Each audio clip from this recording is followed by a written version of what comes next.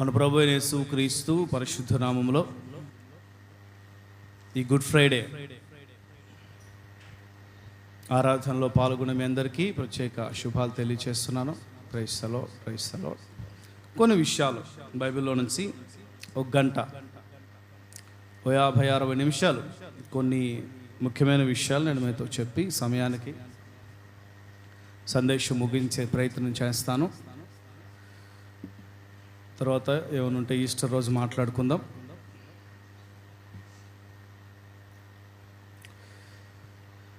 మన ప్రభు అయిన యేసు క్రీస్తు మనకు తెలుసు, ముఖపరిచయంగా మనం సందర్భం కాబట్టి చెప్పుకోవాలి కాబట్టి ముఖపరిచయంగా కొన్ని విషయాలు తెలియచేసి మూలవాక్యంలోనికి వెళ్దాం. జాగ్రత్తగా వినండి. వారం రోజుల సిద్ధపాటు తదనంతరం, ఎన్ని రోజులు చెప్పండి? The last week journey of Jesus, దేవుని చివరి వారం, ప్రభు అయిన యేసుక్రీస్తు యొక్క చివరి వార ప్రయాణం. ఆయన 33.5-34 సంవత్సరాల భూమి మీదకి వచ్చి కన్యగర్భంలో పుట్టి పెరిగి 30 సంవత్సరాలు తల్లిదండ్రులకు విధేయులుగా ఉండి తల్లిదండ్రుల చెంత ఉండి 30వ సంవత్సరం ఈ మహిమ కలిగిన మెల్కీసెదెకు పరిచర్యలో నిక్కి వచ్చి కేవలం 3.5 సంవత్సరాలు ఒక మనిషిగా, ఆయన దేవుడు, ఆయనకు అలా అందుకనే సాధ్యమైంది అని అనుకునేదానికి లేదు. ఆయన భూమి మీదకి మనిషిగా వచ్చారు. ఒక మనిషిగా 3.5 సంవత్సరాల సేవ చేశారు. ఎన్ని సంవత్సరాలు? 30 సంవత్సరాల జీవితం ఒక ఎత్తు, 3.5 సంవత్సరాల సేవ మరో భాగం, చివరి వార ప్రయాణం అన్నది మరొక కోణం. యేసయ్య జీవితంలో ప్రతి క్షణం కూడా విలువైనదే మనకి, మనిషి మనుగడకి. అందులో మరీ విలువైనది చివరి వార ప్రయాణం. గత ఆదివారం గాడిద పిల్లను ఎక్కి జయోత్సవముతో, హోసన్న జయధ్వనులతో ఆయన తన చివరి వార యాత్రను ప్రారంభించారు. ఏం చేశారు చెప్పండి? ప్రారంభించారు. అది మొదలుకొని ప్రతి దినము కూడా బైబిల్లో 4 స్వర్తమానాల్లో మనకు కనిపిస్తుంది. ఆదివారం ఏం చేశారు? ఆలయ శుద్ధీకరణ. సోమవారం, మంగళవారం, బుధవారం, గురువారం ఏం చేశారు? గురువారం సంధ్యావేళ లేదా గురువారం సాయంత్రం 6 తర్వాత, యూదులకైతే శుక్రవారం వచ్చేస్తుంది సాయంత్రం 6 తర్వాత, శుక్రవారం వచ్చేస్తుంది యూదులకి. మామూలుగా అందరికీ 12 తర్వాత వస్తుంది కదా, యూదులకైతే 6 తర్వాత. చీకటి పడింది అంటే నెక్స్ట్ డే మొదలైనట్లు. గురువారం సంధ్యావేళ ఆఫ్టర్ 6, చీకటి పడిన తర్వాత 6 తర్వాత వీళ్ళందరూ కూడా మాట్లాడుకొని దేవుని ప్రణాళిక ప్రకారం మేడగదిలోనికి ఒక మేడగదిని ఎంచుకొని ఆ మేడగదిలో పస్కా, ఏంటో చెప్పండి? పస్కా, యూదుల మొదటి నెల 14వ తేదీ జరిగే పస్కా పండుగ. ఏ పండుగ? యూదులకి ఆ నిర్గమకాండం 12వ అధ్యాయంలో ప్రభు చెప్పిన విడుదలకు సాదృశ్యంగా పస్కా గొర్రెపిల్లను వాళ్ళు వధిస్తారు కదా, ఆ రాత్రి, ఆ మధ్యరాత్రి వాళ్ళు పస్కా గొర్రెపిల్లను తినట్లుంటుంది కదా. ఆ పస్కాని ప్రభు అయిన యేసుక్రీస్తు తన జీవిత కాలంలో ఇంచుమించుగా 4 సార్లు పాటించారు. అంటే 30 సంవత్సరాల తర్వాత సేవ స్టార్ట్ చేసినప్పటి నుంచి 4 సంవత్సరాలు పాటించారు. సేవకు ముందు అనంటే వాళ్ళు ఒక వయసు రాకముందు ఆ పస్కా తీసుకోకూడదేమో, ఇవన్నీ కూడా కొంచెం లోతుగా ఉంటాయి. 30 సంవత్సరాల జీవితం మరుగుగా ఉంది. ఎలా ఉంది? ఆయన పస్కా చేసి ఉండొచ్చు. ఏటేటా దేవాలయానికి తల్లిదండ్రులతో వెళ్తున్నట్లుగా లేఖనం చెప్తుంది. ప్రతి సంవత్సరం తల్లిదండ్రులతో దేవాలయానికి వెళ్ళేవారు. సేవ తర్వాత జరిగిన విషయాలు ఎక్కువగా రాయబడ్డాయి. 4 సార్లు పాటించారు. ఇది చివరిది. గురువారం రాత్రి, నిన్న రాత్రి, గురువారం 6 తర్వాత పస్కా. ఇక ఈ రోజు నుంచి ఇది పస్కా కాదు, మీ కొరకై, మనుషుల అందరి కొరకై నేను చిందిస్తూ ఉన్న రక్తం, నాగటి చాలా వల్ల దున్నబడుతూ ఉన్న నా శరీరం, ఇది నా శరీరం, ఇది నా రక్తంగా పోల్చుకొని మీరు పవిత్రమైన పద్ధతుల్లోనికి ప్రవేశించండి అని పాత నిబంధన పస్కా పద్ధతులు క్రొత్త నిబంధనకి ఇంకా అలవాటు చేయకుండా పాత నిబంధనతోనే పరిమితి చేసి క్రొత్త నిబంధనలో పస్కాని యేసయ్య రక్తమాంసములకు బల్లారాధనకి ప్రభురాత్రి భోజనం అంటాం. ఏంటది? రాత్రి మాత్రమే తీసుకోమని కాదు, రాత్రి తీసుకోకూడదు అని కూడా కాదు. అది గుర్తుపెట్టుకోవాలి. రే బాబు, బయట తిరుగుతున్నారు పిల్లలు, లోపల రమ్మనండి, పిల్లల్ని తీసుకురండి, బైకులు తిరుగుతూ ఉంటాయి. హల్లెలూయా చెప్పాలి, గట్టిగా చెప్తాం. ప్రభురాత్రి భోజనం తీసుకొని రాత్రి నేను అప్పగించబడబోతూ ఉన్నాను. మీలో ఒకరు నన్ను అప్పగిస్తారు, అతడు పుట్టకుండటం మేలు, ఇవన్నీ చాలా చాలా విషయాలు ఉంటాయి. ఇస్కరియోతు యూదాలో సాతాను దూరటం, సైనికుల దగ్గరికి వెళ్ళి ఆల్రెడీ ముందే ఒడంబడికి చేసుకొని ఉంటాడు 30 వెండి నాణాలకి. ఆ తర్వాత గురువారం రాత్రి, నిన్న రాత్రి ప్రభు అయిన యేసయ్యను అప్పగించడం, బలారాధన తీసుకున్న తర్వాత వీళ్ళందరూ కలిసి కిద్రోను వాగు దాటడం. ఏంటది? ఇవన్నీ కొన్ని ముఖ్యమైన విషయాలు, అందుకనే కోట్ చేస్తున్నా. కిద్రోను వాగు దాటడం, కిద్రోను వాగు దాటిన తర్వాత ఒలీవల కొండలో ఒక భాగముగా ఉన్న ఒలీవల తోటలో, ఒలీవల వనములో, ఒలీవల కొండలో ఒక భాగంగా ఉన్న కొంచెం క్రింద ప్రాంతంలో ఉంటుంది గెత్సెమనే అనే ప్రాంతం. ఏంటది? గెత్సెమనే అనే తోట, ఆ తోట పేరు, ఆ ప్రాంతం పేరు గెత్సెమనే. ఆ తోటలో ప్రభువైన యేసయ్య తన జీవిత కాలంలో ప్రతిరోజు కూడా ఆ తోటకు వెళ్ళి ప్రార్థన చేసుకున్నట్లుగా కూడా బైబిల్ చెప్తుంది. ప్రతి రాత్రి ఒలీవల తోటకు వెళ్తారు, ప్రార్థన చేసుకుంటారు, ఉదయాన్నే తన సేవని ప్రారంభిస్తారు. అలాగే గురువారం రాత్రి, గత రాత్రి కూడా ఆయన ఒలీవల కొండకు వెళ్ళారు. మహావేదనతో, చెమట కూడా రక్తపు బిందువుల వలె నేల పడేంత మహావేదనతో రోదనతో కన్నీళ్లతో దేవుడు ప్రభు అయిన యేసు క్రీస్తు, మనుష్య రూపంగా ఉన్న ప్రభు అయిన యేసు క్రీస్తు సర్వలోకం కొరకు, తర్వాత శిష్యుల కొరకు, మన యోహాను సువార్తల ఆ విషయాలన్నీ కూడా కనిపిస్తాయి.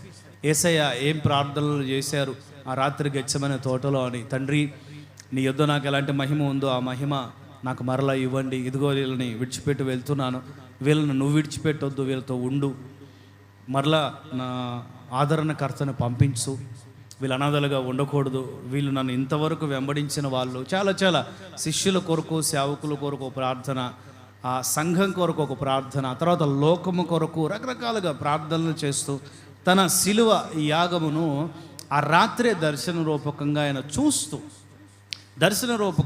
చూస్తూ ఆ మహావేదనని నరావతారిగా, లేకపోతే మనుష్య రూపిలో ఉన్న ఆయన తట్టుకోగలుగుతాడా లేదా అనే ఆ ప్రెజర్తో, ఆ టెన్షన్తో, ఆ మానసికంగా, శారీరకంగా హెల్త్ కూడా చాలా డిస్టర్బ్ అయి, ఆ అవకాశం ఉంటే ఈ గిన్నె తీసివేయండి, లేదంటే భరించే శక్తినివ్వండి అని ప్రార్థన చేసుకుంటూ ఆ రాత్రి గడుపుతూ ఉంటే ఇస్కరియోతు యూదా సైనికుల్ని తీసుకొని రావటం, యాజకుల దగ్గర నుండి, ప్రధాన యాజకుల దగ్గర నుండి, ప్రజల దగ్గర నుండి, ప్రజల నాయకుల దగ్గర నుండి, ఓవైపు రాజకీయం, మరోవైపు యాజకీయం, మరోవైపు శిష్యుని ద్రోహం, ఈ ముప్పేటల దాడిలో మన ప్రభు అయిన యేసు క్రీస్తు నలిగిపోవటం, ఆ రాత్రి అప్పగించబడటం, ఆ రాత్రి ఆయన్ని ఎవరికి కూడా ప్రపంచ చరిత్రలో ఎవరికి కూడా తీర్చబడని మధ్యరాత్రి తీర్పు.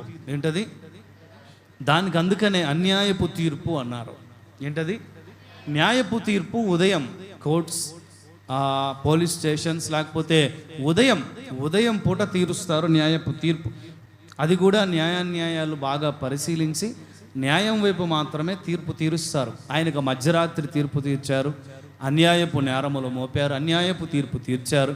అన్యాయమే ఆయనకు న్యాయము తీర్చిన అదొక రాత్రి, అన్యాయమే ఆయనకు న్యాయము తీర్చిన ఆ చీకటి అనుభవం మనకు ఆశీర్వాదకరంగా ఉండటానికి ఆయన అవన్నీ పడ్డారు, అనుభవించారని మనకు తెలుసు. మధ్యరాత్రి వేళ ఆయన మరలా ఒక చీకటి గదిలో బంధించటం, తెల్లవారుతూ ఉండగా త్వరగా ప్రజలు ఎక్కువ మంది కాకముందు, ప్రజలు ఎక్కువ మంది అయితే వాళ్ళలో ప్రభువుకు సంబంధించిన వాళ్ళు పెరిగిపోతారు కనుక దాడులు జరిగే అవకాశాలు ఉన్నాయి, ధర్నాలు జరిగే అవకాశాలు ఉన్నాయి, ఆ శిక్ష పడకుండా ఆపే అవకాశాలు ఎక్కువ ఉన్నాయి. ప్రజలందరికీ ఈ వార్త దేశ నలుదిశలా తెలిసే అవకాశాలు, ప్రజలందరూ ఆయన ద్వారా మేలులు పొందిన వాళ్ళు తరలి వచ్చి ఆయనకి ఆ తీర్పు జరగకుండా, అన్యాయం జరగకుండా ప్రశ్నించే, ఆపే అడ్డుపడే అవకాశాలు ఉన్నాయి కనుక ఉదయం 6 గంటల లోపే ఇంచుమించుగా సూర్యోదయం కాకముందే తీర్పు తీర్చేసేసి పొంటియస్ పైలట్ పొంతి పిలాతు చేతులు కడిగేసుకుని నేరం నాకు కాదు మీ మీదే ఉండాలి అంటే వాళ్ళందరూ కూడా నిజమే మా మీద ఉండని నువ్వు త్వరగా అతనికి సిలువేసేసాయి. వారి కేకలే గెలిచిననే పదాలు కూడా ఉంటాయి. సిలువేసిన ఆ సిలువకి ఇంకా పిలాతు అప్పగించేస్తాడు. మీరు ఏమైనా చేసేసుకోండి, మొదట కొరడాలతో కొట్టిస్తాడు. అప్పటికి కూడా వాళ్ళకి సంతృప్తి లేకపోతే చివరికి సరే మీ ఇష్టం వచ్చింది చేసుకోండి అంటే వాళ్ళు తీసుకెళ్ళి సిలువ వేస్తారు. ఏమేస్తారు చెప్పండి? సిలువలో ఉదయం 9 గంటల మొదలుకొని మధ్యాహ్నం 3 గంటల వరకు కూడా, ఉదయం 9 గంటల మొదలుకొని మధ్యాహ్నం 3 గంటల వరకు కూడా 6 గంటల సేపు 3 మేకులతో భూమి ఆకాశములకు మధ్యలో మన ప్రభు వ్రేలాడి ఆఖరి రక్త బొట్టు వరకు కూడా సిలువలో మన కొరకు చిందించి ఆ రక్తంలో మన పాపాలు కడుగు నిమిత్తమై ఆ రక్తాన్ని చిందించి ఒక్క ఎముక కూడా విరవబడకుండా లేఖనాలు పరిపూర్ణంగా ఆయన పుట్టినది మొదలుకొని చనిపోయి పునరుద్ధానుడి తిరిగి లేచే వరకు కూడా ఆ లేఖనాలను నెరవేరుస్తూ తద్వారా అనేకులు దర్శించబడి అనేకులు ఆ తర్వాత సిలువకు సాక్షులుగా ఉండి 3 గంటల తర్వాత ఇక కొంచెం 4, 5 ఇలా అవుతుంది అనగా సైనికులు వాళ్ళు ప్రేరేపించబడి లేకపోతే రాజుతో పిలాతుతో మాట్లాడి చీకటి పడే వేళ యూదులు శవాలను వేలాడదీలు వాళ్ళకి అప్పగించేద్దామని చెప్తే ఆయన ఆల్రెడీ చనిపోయి ఉండటం, అప్పటికే కొంతసేపు చనిపోయి ఉండటం, వాళ్ళు పరీక్షించడం, బలంతో పొడవటం, ఇక ఆయన దించేసేసి బాడీని అప్పగించడం, వాళ్ళు శుభ్రం చేసి బట్టతో చుట్టి లెనిన్ క్లాత్తో చుట్టి బోలం పూసి ఆ స్మెల్ రాకుండా త్వరగా దగ్గరలో అరిమతయ్య యోసేపు వాళ్ళు తవ్వించుకున్న ధనవంతుల సమాధి ఆ గుహలు ఉంటే ఆ గుహలోనికి తీసుకుని వెళ్ళి ఆయన శవను పెట్టడం, 3వ దినమున తిరిగి లేయటం. స్తోత్రం చెప్పండి, గట్టిగా చెప్పండి, గట్టిగా చెప్పండి. ఈ ప్రాసెస్లో ఒక చిన్న విషయాన్ని తీసుకొని నేను మీతో ఈరోజు వర్తమానం చెప్పి 50-60 నిమిషాల్లో ముగించే ప్రయత్నం చేస్తాను. ఆత్మ చెప్పు సంగతులు చెవిగలవాడు మాత్రమే గ్రహించునుగాక. యోహాను సువర్తమానం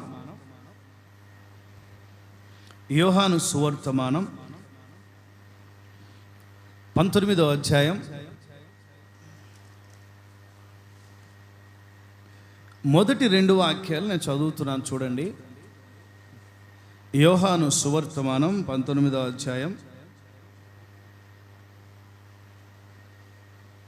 మొదటి 2 వాక్యాలు నేను చదువుతున్నాను, మీరు గమనించండి.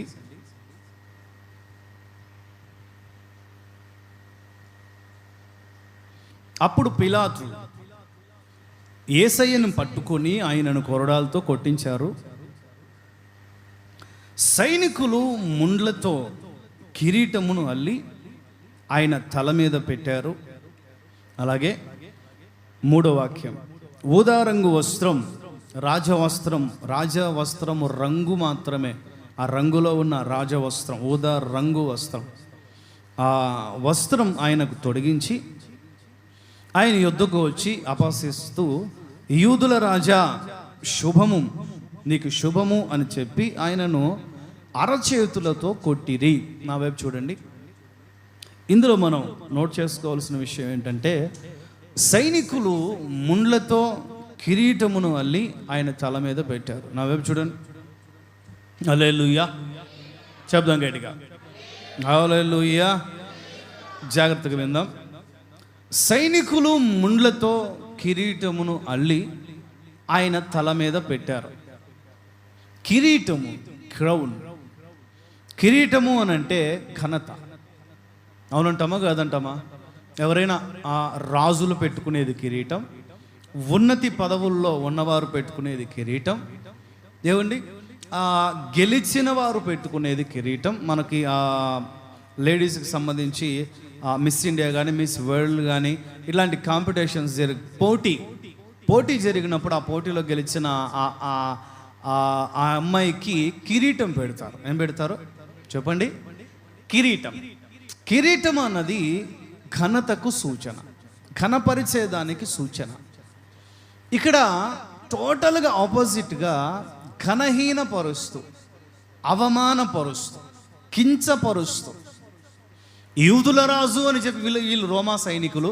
వీళ్ళకి చంపటం, ఆ రక్తంలో స్నానం చేయటం ఇలాంటివి తప్ప వీళ్ళకి జాలి, కనికరము, దయ ఏమీ ఉండదు. దానియేలు గ్రంథం లేఖన సారాంశం ప్రకారం ఈ రాజ్యం ఇనుము లాంటిది. ఏంటది? ఇనుము కఠినత్వానికి సూచన. ఇనుముకి జాలి, దయ, కనికరం ఇలాంటివే ఉండవు. కఠినులు. రోమా సామ్రాజ్యం అంటేనే వాళ్ళకి ఎవరిని అప్పగిస్తారో వాళ్ళని ఒక జంతువులాగా ట్రీట్ చేసి అందులో ఆనందిస్తూ పరవశిస్తూ చివరికి చంపి చచ్చిపోయిన శవాన్ని కూడా చచ్చిపోయిన తర్వాత కూడా కెలికి పాడు చేసే భయంకరమైన రాక్షసత్వం కలిగిన వాళ్ళు ఈ రోమా సైనికులు. యేసయ్యను తీసుకెళ్ళి వాళ్ళకి అప్పగించారు. ఈ తీర్పులన్నిటి తర్వాత ఈ మనుషుడు ఏం తప్పు చేశాడయ్యా, ఎందుకై ఇట్లా చేస్తారు? వాళ్ళ ఆవిడ ఆల్రెడీ చెప్పింది, నీతిమంతుల జోలికి పోవద్దు నాయనా, ఆయన విషయమే నేను కల్లో బాధపడ్డాను, ఎందుకైనా మంచిది, మనకి ఎందుకు ఆ రక్తాపరాధం, ఆ నీతిమంతుల జోలికి పోవద్దంటే పిలాతు వచ్చి అంటారు, ఏ దోషం కనపట్లేదు కదయ్యా, దేవుణ్ణని చెప్పుకుంటున్నాడు, రాజునని చెప్పుకుంటున్నాడు, గొడవలు పెడుతున్నాడు, మా మతాన్ని ఎదగనివ్వట్లేదు, మా మతం నిలదొక్కుకొనివ్వట్లేదు, మా మత రాజకీయాల్ని ఇతను పాడు చేస్తున్నాడు, దేశంలో రాజ్యములో స్వస్థతలు చేస్తూ, దేశంలో రాజ్యములో పట్టణాల్లో చనిపోయిన వారిని లేపుతూ దైవదూషణ చేస్తూ ఉన్నాడు. అనేకులకు మేలు చేస్తూనే మా రాజకీయ పలుకుబడికి కీడు చేస్తూ ఉన్నాడు. ఇతను బ్రతకకూడదు. నాకైతే ఏ నేరం కనిపించట్లేదయ్యా, నా రాజ్యానికి పెద్ద కీడు చేసిన వాళ్ళు కూడా కనిపించట్లేదు. ఆ మనిషిని అడిగితేనేమో నోరు తెరిచి ఏం చెప్పట్లేదయ్యా, వదిలేద్దాం అని అంటే ఒప్పుకోవట్లేదు.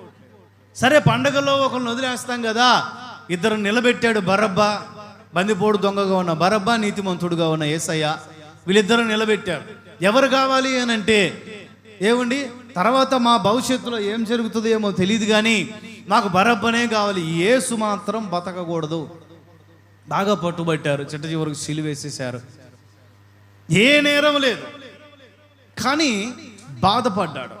ఈయన తీసుకెళ్లి సైనికులకు అప్పగిస్తే 39 కొరడా దెబ్బలు, 39 కొరడా దెబ్బలు. యూదుల కొరడా దెబ్బలు కూడా కాదయి, రోమీలకు సంబంధించిన కొరడాలు. నాగటి చాళ్ళ వల్లే వీపు దున్నబడింది. అవమానపరుస్తున్నారు, నిందిస్తున్నారు, బాధిస్తున్నారు.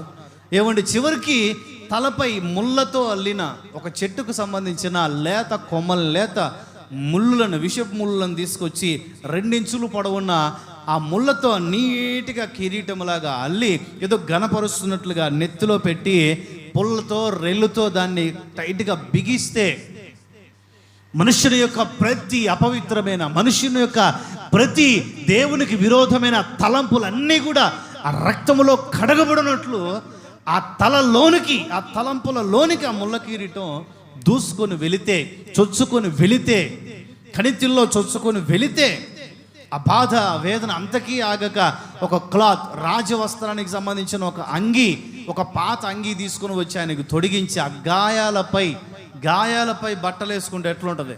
ఏమంటే మనకి ఏమన్నా గాయాలైనా అనుకోండి, ఇట్లా వీటికి సంబంధించి ఇక్కడ బాడీ దగ్గర ఏమండి చిన్న టవల్ కప్పుకొని తిరుగుతూ ఉంటాం గాయాలు కొంచెం తగ్గేదాకా. ఎందుకని? అప్పటికి మనకు కట్లు ఉంటాయి, కానీ ఆయనకు కట్లు కూడా లేవు, గాయాలు పచ్చిగానే ఉన్నాయి. క్లాత్ కానీ ఏదైనా కానీ తగిలితే గాయాలు మండుతాయి. దాని మీదే ఆ క్లాత్, ఆ డ్రెస్ తీసుకొని వచ్చి వేసి ఒక కర్ర ఆయన దగ్గర పెట్టి అపహసిస్తూ, పరిహసిస్తూ, కొడుతూ, ఉమ్మివేస్తూ, యూదుల రాజానికి శుభం, యూదుల రాజానికి శుభం అని అపహసిస్తూ ఉంటే బైబిల్ చెప్తున్న మాట, ఆయన మౌనంగా ఉండెను. స్తోత్రం చెప్పండి, గట్టిగా చెప్పండి. ఆయన మౌనముగా ఉండెను. ఆయనకి ఆ ముళ్ళ కిరీటం అల్లుతూ ఉన్నప్పుడు, ఆ ముళ్ళ కిరీటం పెడుతున్నప్పుడు, ఆ ముళ్ళ కిరీటం ఆయన్ని బాధిస్తూ ఉన్నప్పుడు ఆయన మౌనముగా ఉండెను. చూడండి, లోక సంబంధంగా కొన్ని కిరీటాల గురించి మనం మాట్లాడుకుందాం. ఇప్పుడు ఒక వ్యక్తికి కిరీటం అంటే ఏంటి? ఘనత. ఏంటి? ఘనత. గెలిచిన వ్యక్తులకు ఇచ్చేది ఒక కప్. ఇప్పుడు ఐపీఎల్ ఆడుతున్నారు, ఇప్పుడు ఎన్నో టీమ్స్ ఆడుతున్నాయి, ప్రతి రాష్ట్రానికి సంబంధించిన ఎన్నో కలర్స్, ఎన్నో టీమ్స్ ఆడుతున్నాయి. కానీ చిట్ట చివరికి గెలిచేది ఎవరు? ఒక టీం. ఏంటది చెప్పండి? ఏదో ఒక టీం గెలుస్తుంది. ఆ టీంకి ఘనతకు సూచనగా ఒక కప్ ఇస్తారు. ఏంటది? కప్. అదేదో ఐపీఎల్ కప్ ఏదో ఒకటి ఒక కప్ ఇస్తారు. గెలిచిన వ్యక్తులకు ఘనతాస్పదంగా ఇవ్వగలిగినది ఒక కప్, లేకపోతే ఒక వస్తువు, లేకపోతే ఒక కిరీటం. ఇప్పుడు వాళ్ళు గెలవటానికి, ఇది గుర్తుపెట్టుకోండి, గెలవటానికి వాళ్ళ ప్రయాస చదువుదామా? తిమోతికి పౌలు రాసిన 2వ పత్రిక, త్వరగా ఉండండి, త్వరగా. పౌలు తిమోతికి రాసిన 2వ పత్రిక 2:5, అలానే కొరింథీయులకు రాసిన 1వ పత్రిక 9:25. మరియు జట్టి అయిన వాడు, పోటీకి ఎన్నిక చేయబడిన వాడు పోరాడునప్పుడు నియమం ప్రకారం పోరాడకపోతే,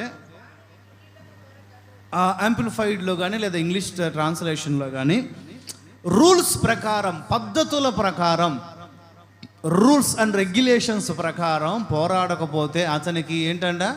కిరీటము దక్కదు. ఇంకా బాగుంటుంది. పౌలు కొరింథీయులకు రాసిన 1వ పత్రిక 9:25. ఇదిగో అక్కడ పోరాడువాడు అనే పదం వాడాడు కదా, అది ఏ పోరాటం అంటే ఇది ఇక్కడ పందెం. ఏంటది? చెప్పండి, అందరూ చెప్పండి. పందెం, ఒక కాంపిటీషన్, ఒక అథ్లెటిక్, ఒక కాంపిటీషన్, ఒక పోటీ. మరియు పందెంలో పోరాడే ప్రతివాడు అన్ని విషయములలో మితముగా ఉంటాడు, లేకపోతే అతన్ని గెలవలేడు. ఉదాహరణ ఎందుకులే, ప్రతి ఒక్కరు నా వైపు చూడండి, సరే పూర్తి చేయండి. వాళ్ళు అంత మితముగా ఉండేది దేనికి? క్షయమగు కిరీటం కోసం.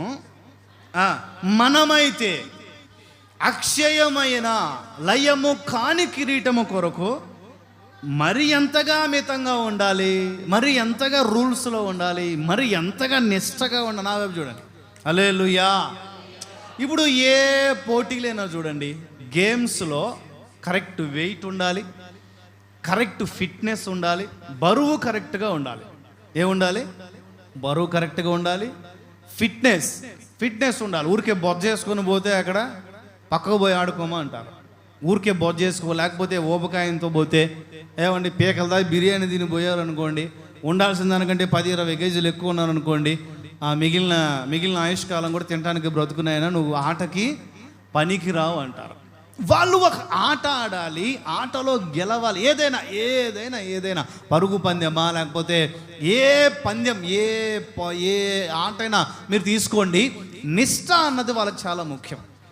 టెన్నిస్ అయినా, క్రికెట్ అయినా, రన్నింగ్ అయినా, ఏదైనా కూడా వాళ్ళు ఎర్లీ మార్నింగ్ లేయాలి. తెల్లవారుతో 3కో 4కో లేపుతారు, వాళ్ళ ట్రైనర్స్ లేపుతారు. ఏమంటే వాళ్ళని ఇబ్బంది పెడతారు. వాళ్ళు తినే తిండి చాలా కరెక్ట్గా ఉండాలి. ఏదంటే అది తినకూడదు. ఏదంటే అది తినకూడదు. ఎలా అంటే అలా, ఎంత అంటే అంత నిద్రపోకూడదు, రెస్ట్ తీసుకోకూడదు. ఎక్కువ ప్రాక్టీస్ చేయాలి, ఎక్కువ వ్యాయామాలు చేయాలి, ఎక్కువ తమ జీవితంలో ఒక్క సంవత్సరం చివరిలో ఎప్పుడో ఒక్కసారి ఆడే ఆట కొరకు, సంవత్సరం ఆడే ఆట కొరకు వాళ్ళ ఫిట్నెస్ ఎంత మెయింటైన్ చేయాలి. బైబిల్ చెప్తుంది, పరుగు పందెంలో పోరాడేవాడు మితంగా ఉంటాడు కదా. ఉండరా చెప్పండి. అది కూడా అన్నీ అట, తిండి, నిద్ర, సుఖభోగాలు, ఫ్యామిలీతో గడపటం, అన్నీ మితముగా అంత నిష్టలో ఉంటే చిట్ట చివరికి గెలుస్తాడో గెలవడో కూడా తెలియదు. అంత నిష్టగా ఉంటే గెలుస్తాడో గెలవడో కూడా తెలియదు. ఒకవేళ గెలిచాడే అనుకుందాం, ఆ గెలిచిన వ్యక్తికి ఇచ్చే కిరీటం అట క్షయమైపోయే కిరీటం. అవునంటాం కాదంటాం? భూమి మీద తయారు చేసే ఏ వస్తువుకైనా ఎక్స్పైరీ ఉంటుంది కదండి. ఒక ఎక్స్పైరీ ఉంటుంది కదా. వాళ్ళకి బంగారం కప్పేయవని, వెండి కప్పేయవని, రాగి కప్పేయవని, ఏదైనా ఇవ్వని, ఐరన్ ఇవ్వని, ఏదైనా మెటల్ ఇవ్వని, ఏ ప్లాటినం ఇవ్వని, ఏ బహుమానం ఇవ్వని ఎంతకాలం ఉంటాయండి? ఎంత కాపాడుకున్నా కూడా కొన్ని సంవత్సరాలే ఉంటాయి, వాడిపోతాయి. అప్పట్లో ఇక్కడ మూల తర్జుమాల్లో రాయబడిన, ఇక్కడ కొరింథీ 1 పత్రికలో మూల తర్జుమాలో రాయబడిన బహుమానం, ఈ కిరీటం ఏమిటి అని అంటే, జస్ట్ ఒక మొక్కతో అందంగా, ఆ మొక్క కొమ్మకున్న ఆకులతో అందంగా అల్లబడిన కిరీటం. ఏంటది? ఎన్ని రోజులు ఉంటుంది అది? మహా అయితే ఆ ఒక్కరోజు ఉంటుంది. మహా అయితే ఒక వారం రోజులు గట్టిగా కొంచెం నీళ్లు చల్లుకుంటూ ఉంటే ఒక వారం రోజులు ఉంటుంది. ఒకరోజు లేదా ఒక వారం రోజులు నిల్వ ఉండే ఈ ఆకులతో కొమ్మలతో చేయబడిన కిరీటం కొరకు మనిషి ప్రయాస అల్పమైన క్షయమయ్యే. వాళ్ళకి తెలుసు మనతో రాదు, మనం చస్తే మన సమాధి పెట్టెలో పెట్టినా మనం తీసుకెళ్ళలేం. ఈ పేరు, ఈ ఖ్యాతి, ఈ ఘనత, ఈ కిరీటాలు, ఈ బహుమానాలు, ఈ మెడల్స్, ఈ ఘనత, ఈ పేరు, ఈ ఖ్యాతి, ఈ మెడల్స్ అన్నీ, ఈ బహుమానాలు, ఈ కిరీటాలన్నీ మనం తీసుకెళ్ళలేము రా బాయ్. తెలుసు, మనిషికి తెలుసు. అయినా కూడా ఎంతోమంది మహానుభావులు అండి, ఎంతోమంది మహానుభావులు బ్రతికారు. తమ జీవితాల్లో వాళ్ళు బ్రతుకున్నంతకాలం బాగా బ్రతికారు, చనిపోయారు, చరిత్రలో కలిసిపోయారు. ఇప్పుడు వాళ్ళని మనం ఎప్పుడు స్మరించుకుంటాం? ఏమండి, ఎప్పుడు స్మరించుకుంటాం? వాళ్ళ జయంతినో, వాళ్ళ వర్ధంతినో వచ్చినప్పుడు తప్ప ఎప్పుడు స్మరించుకుంటాం? ఆ ఒక్కరోజే జయంతినో వర్ధంతినో ఏదో ఒకటి వస్తాం. ఇప్పుడు టీచర్స్ డే ఉంది. ఏడే చాలామందికి తెలుసు, చాలామందికి తెలియదు. టీచర్స్ డే అని అంటే ఏదో ఉపాధ్యాయ దినోత్సవం, మాస్టర్స్ కోసం, టీచర్స్ కోసం అనుకుంటాం. కానీ ఆ రోజు ఓ మహానుభావుని పుట్టినరోజు. ఎవరైనా సర్వేపల్లి రాధాకృష్ణన్ గారు, ఆయన పుట్టినరోజు. ఇప్పుడు ఆయన పుట్టినరోజుకి ఒక టీచర్స్ డేగా జరుపుకుంటాం. ఆ సంవత్సరం ఇంకా ఒక్కరోజు అయిపోయింది అంటే ఆ తర్వాత స్టూడెంట్స్ డే ఇంకా సంవత్సరం అంతా. ఏమండి, మళ్ళీ ఆ రోజు వస్తే చెప్పండి టీచర్స్ డే. ఇప్పుడు అంబేద్కర్ జయంతి ఘనంగా జరుపుకున్నారో జరుపుకోలేదో మనకు తెలీదు. మనకు తెలిసిన కోణంలో జరుపుకున్నాం. అది వస్తేనే మనకు ఏదైనా స్టేటస్లో చిన్న వాక్యమో చిన్న మాట, ఆయన రాసిందో, ఆయన చెప్పిందో, ఆయన బతికిందో ఏదో వస్తుంది. ఆ తర్వాత సంవత్సరం అంతా చెప్పాలి. సంవత్సరం అంతా ఏమి ఉండదు. చరిత్రలో ఎంతోమంది మహానుభావులు కిరీటాలు ధరించారు, కానీ ఆ కిరీటాలు వాళ్ళతో రాలా. ఘనతను ధరించారు, ఆ ఘనత వాళ్ళతో రాలా. కానీ మన ప్రభువైన యేసుక్రీస్తు ఇదిగో ఈ శుభవేళ, ఈ శుభ శుక్రవారం మనతో మాట్లాడడానికి ఇష్టపడుతున్న ఒక విషయం ఏమిటి అని అంటే, నేను మీకు అక్షయమైన కిరీటాలు ఇవ్వటానికే నా తలపై ముళ్ళ కిరీటాన్ని అనుమతించాను. స్తోత్రం కలుగును గాక. కొట్టను గట్టిగా కొట్టుకోండి. ప్రభుకే కదా, మనుషులకు కాదు కదా. హల్లెలూయా. చిన్న విషయం, కొంచెం ఆశీర్వాదమే, కొంచెం ఉపదేశం చెప్తా. సండే ఇంకా బాగా ఆశీర్వాదం చెప్తా.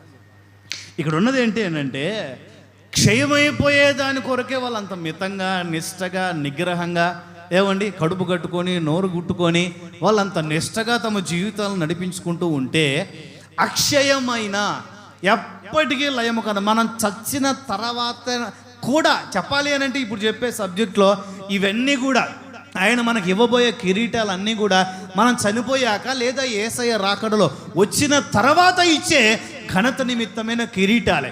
స్తోత్రం చెప్పండి. చనిపోయే వరకు కూడా మనతో ఉండే ఘనత వేరు, చనిపోయిన తర్వాత ఆయన మన తలపై మోపే కిరీటాలు వేరు. స్తోత్రం కలుగును గాక. ఇప్పుడు అలాంటి శక్తి కలిగిన కిరీటాలు మన మన మన తలపై ఆయన ఘనతగా పెట్టాలి అని అంటే, మనకు తెలుసు కదా, మనం చాలా పెద్దవాళ్ళ ద్వారా కానీ, ఆత్మీయ తండ్రి యేసన్న గారి ద్వారా కానీ కొన్ని విషయాలు విన్నాం. ఒకసారి యేసన్న గారు ప్రార్థన చేసుకుంటుంటే దర్శనంలో యేసన్న గారు చనిపోయి పరలోకానికి వెళ్ళినట్లుగా దర్శనం వచ్చింది. పరలోకం గేటు దగ్గర నుండే సాక్షాత్తు ప్రభువైన యేసన్న గారిని, స్టెఫెన్ని ఎదుర్కొన్నట్లుగా యేసన్న గారిని ఎదుర్కొంటూ పిలుచుకున్న దగ్గరకు వచ్చి ఆయన తల మీద పెట్టడానికి ఒక కిరీటాన్ని తెప్పిస్తున్నాడట. ఏంటది చెప్పండి? ఒక కిరీటాన్ని తెప్పిస్తూ ఉంటే ఆ కిరీటము నిండా వజ్ర వైఢూర్యాలు పొదగబడి చాలా అందంగా ఉందంట ఆ కిరీటం. ఈయన అంటారట, ఏంటి ప్రభువా, నాకెందుకు ప్రభువా కిరీటము ధరించడానికి అర్హత కలిగిన వాడివి నీ ఒక్కడివే. స్తోత్రం కలుగునుగాక. ప్రకటనలో ఉంటుంది, ఆయన తల మీద అనేక కిరీటములు ఉండెను. అనేక రాజ్యముల ప్రతి కిరీటం ధరించుకోవడానికి అర్హత కలిగిన ఒకరెవరైనా ఉన్నారు అని అంటే అది మన ప్రభువైన యేసుక్రీస్తు మాత్రమే. ఏమే, నీవు కదా ఆ కిరీటం ధరించుకోవడానికి అర్హత కలిగిన దేవుడు, పూజ్యుడవు, నాథుడవు, ఆరాధనకి యోగ్యుడవు. నీవు కిరీటం ధరించుకోయా. నేను ఒక పాట పాడతాను, రాసిన పాట, భూమి మీద పాడకుండా మిగిలిపోయిన పాట ఒకటి ఉంది. నేను రాసి మిగిలిపోయిన పాట ఒకటి ఉందయ్యా, అది ఇక్కడ పాడతానయ్యా అంటాడు ఆయన. పిచ్చోడా, ఆ కిరీటం నీ కొరకు తయారు చేయబడింది. ఆ కిరీటం మీద వజ్రాలు ఉన్నాయని నువ్వు అనుకుంటున్నావు. కొంచెం దగ్గరికి తీసుకొచ్చి కొంచెం దృష్టి పెట్టి భూతద్దం పెట్టి ఆ వజ్రాల లోపల చూడు. నువ్వు రాత్రనక పగలనక తిరిగి ఏ వీధిలో, ఏ కాలనీలో, ఏ జిల్లాలో, ఏ రాష్ట్రంలో, ఏ దేశంలో నా కొరకు ప్రయాసపడి ప్రతి రక్తపు బొట్టు నా కొరకు ఖర్చు పెట్టి నా రక్తంతో ప్రజలు కడగబడేదానికి, నా రక్తంతో శుద్ధీకరించబడేదానికి ప్రజలను వెలవేసి నువ్వు ఎన్ని దేశాల నుంచి, ఎన్ని రాష్ట్రాల నుంచి, ఎన్ని ప్రాంతాల నుంచి ప్రజలను నా దగ్గరకు తీసుకొచ్చి నా రెక్కల నీళ్ళలో చేర్చి రక్షణకు కారకుడుగా ఉన్నావో, ఆ రక్షించబడిన ఆత్మల జాబితానే ఆ వజ్రాలు అన్నాడట. స్తోత్రం కలుగును గాక, స్తోత్రం కలుగును గాక. హల్లెలూయా. ప్రతి కార్యం, భూమి మీద మనం చేసిన ప్రతి కార్యానికి కూడా పరలోకములో ఒక రకమైన కిరీటం సిద్ధపరచబడుతుంది. మన తలపై క్షయమయ్యే కిరీటాలు ఉండాలా, అక్షయమైన కిరీటాలు ఉండాలా అన్నది మన జీవితం మీదనే మనం ఆధారపడి ఉంది. ఒక చిన్న విషయం చెప్పి వర్తమానంలోనికి వెళ్తాను. కిరీటం పొందుకోవటం ఒక ఎత్తు, కాపాడుకోవటం మరొక కోణం. ప్రకటన గ్రంథం 3:21. మనకు తెలుసు, చాలామంది ఫస్ట్లో సెలెక్ట్ చేయబడతారు. 3:11 ఇదిగో నేను త్వరగా రాబోతున్నా. ఎవడు కూడా నీ కిరీటాన్ని దొంగతనం చేయకుండానట్లు నీకు నేను ఇచ్చిన ఈ కిరీటాన్ని గట్టిగా పట్టుకో. స్తోత్రం చెప్పండి, చెప్పండి గట్టిగా. నేను నీకు కిరీటాన్ని ఇచ్చాను, కిరీటానికి యోగ్యతని ఇచ్చాను. ఈ యోగ్యతని ఎవరు కూడా నీ దగ్గర నుండి దొంగతనం చేయకుండా కాపాడుకో, భద్రపరుచుకో. నువ్వు రేపు చనిపోతే, లేదా నువ్వు చనిపోయే లోపు నేను రాకడలో వస్తే నేను నీకు కిరీటాలు ఇవ్వటానికి సిద్ధపరిచాను. నీ పేరు కిరీటాలు ఇచ్చే లిస్టులో, ప్రమోషన్స్ లిస్టులో రాశాను. చాలామంది పేర్లు స్టార్టింగ్లో రాయబడతాయి, అలా కాలం గడిచే కొద్దీ ఆ పేర్లు కొట్టివేయబడుతూ ఉంటాయి. అర్హత కోల్పోతుంటారు. లోక సంబంధంగా కూడా కొన్ని కాంపిటీషన్స్కి, కొన్ని ఇంటర్వ్యూస్కి, కొన్ని సీట్స్కి, కొన్ని జాబ్స్కి. ఏమండి, స్టార్టింగ్లో బాగానే ఉంది, ఇంటర్వ్యూకి వెళ్ళాక బాగుంది, అంతా బాగుందండి, అంతా ఓకేనండి అని చెప్తారు, ఫోన్ చేస్తామని చెప్తారు. ఆ తర్వాత వాళ్ళ పరిస్థితులను బట్టి తిరస్కరించేస్తూ ఉంటారు. అలానే రక్షించి, అలానే తన రక్తంతో కడిగి మనకు బాప్తీసం ఇచ్చి మనల్ని ఆ కిరీటానికి అర్హులుగా మార్చారు. స్తోత్రం చెప్పండి. ఏ కిరీటాలు ఇవి? అక్షయమైనవి. ఏంటి అక్షయము అంటే? ఏంటి? లయము కానివి, నాశనము కానివి, ఎప్పటికీ కూడా, ఎవర్ ఫర్ ఎవర్, ఎప్పటికీ కూడా నాశనము కాని వాటిని అక్షయమైన. ఒక 3 సార్లు హల్లెలూయా చెప్పండి.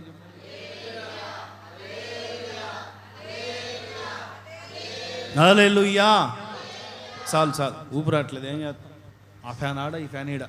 ఫ్యాన్లు ఏంటి రా బాయ్, ఏదిరా అసలు ఫ్యాన్లే లేదు. ఫ్యాన్లు వేయండి. హల్లెలూయా. ఫుల్ పెట్టండి, గంట సేపు ఉండాలి రాయన వాళ్ళు.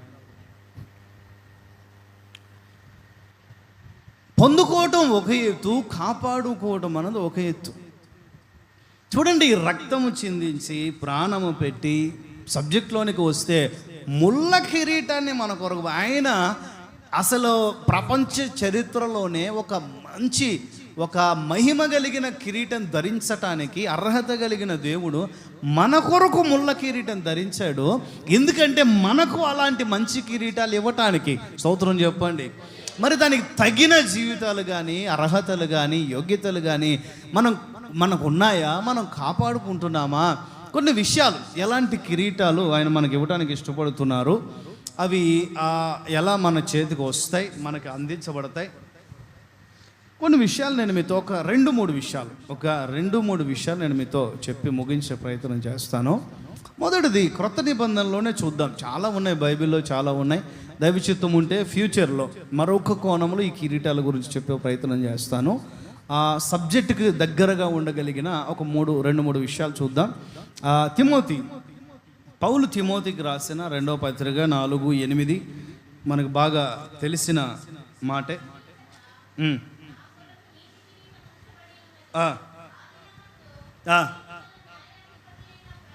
ఓకే.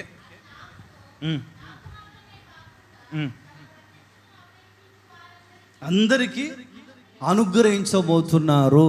ఆమె చెప్పండి, గట్టిగా చెప్పండి, గట్టిగా చెప్పండి. ఇదిగో ఇక్కడ మనకు ఒక కిరీటం కనిపిస్తుంది. అదేంటో చెప్పండి? నీతి కిరీటం. ఏ కిరీటం? నీతిమంతులకు ఇవ్వబడే కిరీటం. ఏ కిరీటం? నీతిమంతులకు, యథార్థవంతులకు, నిష్ఠగా, నిగ్రహముగా, నీతిగా, నిజాయితీగా సమాజంలో తమ జీవితంలో ఒక శక్తి కలిగిన క్రైస్తవునిగా బ్రతికిన నీతిమంతులకు కలిగే ఒక శక్తి కలిగిన కిరీటం, నీతి కిరీటం. ఏ కిరీటం?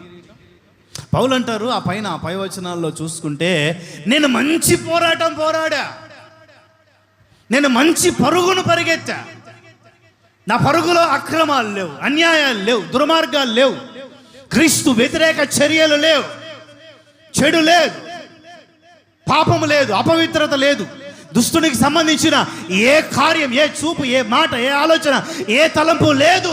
నేను పోరాడిన పోరాటం ఇస్ గుడ్, అది మంచిది. స్తోత్రం చెప్పండి. అది నీతి కలిగినది. స్తోత్రం చెప్పండి. అది నిజాయితీ కలిగినది. స్తోత్రం చెప్పండి. ఎవరు కూడా నాపై వేలెత్తి చూపలేని శ్రేష్టమైన జీవితాన్ని నేను చేశా అంటాడు పౌలు. స్తోత్రం చెప్పండి. నా మనస్సాక్షి కూడా నా మీద నేరారోపణ చేయదు అంటాడు పౌలు. స్తోత్రం చెప్పండి. నేను ఈ రోజు దాకా మంచి మనస్సాక్షితో ఉన్నానయ్యా దేవునిలో. అపోస్తల కార్యాలు అంటాడు పౌలు, నేటి వరకు నేను మంచి మనస్సాక్షి కలిగి ఉన్నాను. ఈరోజు టిల్ టుడే నేటి వరకు, ఈ రోజు వరకు నేను మంచి మనస్సాక్షి కలిగి ఉన్నాను. ఎవరు వేలెత్తి చూపించేదానికి అవకాశం లేదు. There is no chance. ఎవ్వరికి కూడా అవకాశం లేదు. ఏ విషయంలో? విశ్వాసమా, ప్రార్థన, భక్తి, పరిశుద్ధత, సేవ, కన్నీటి ప్రార్థన, ఉపవాసాల, పస్తుల, దేవుని కొరకు ప్రయాసపడే విషయాల, దేవుని కొరకు నిందల పడే విషయాల, అవమానపడే విషయాల, దేవుని కొరకు బ్రతికే విషయాల, దేవుని కొరకు చనిపోయే విషయాల, ఏ విషయం మీరు అక్కడ నాకు పోటీగా పెడతారో పెట్టండి.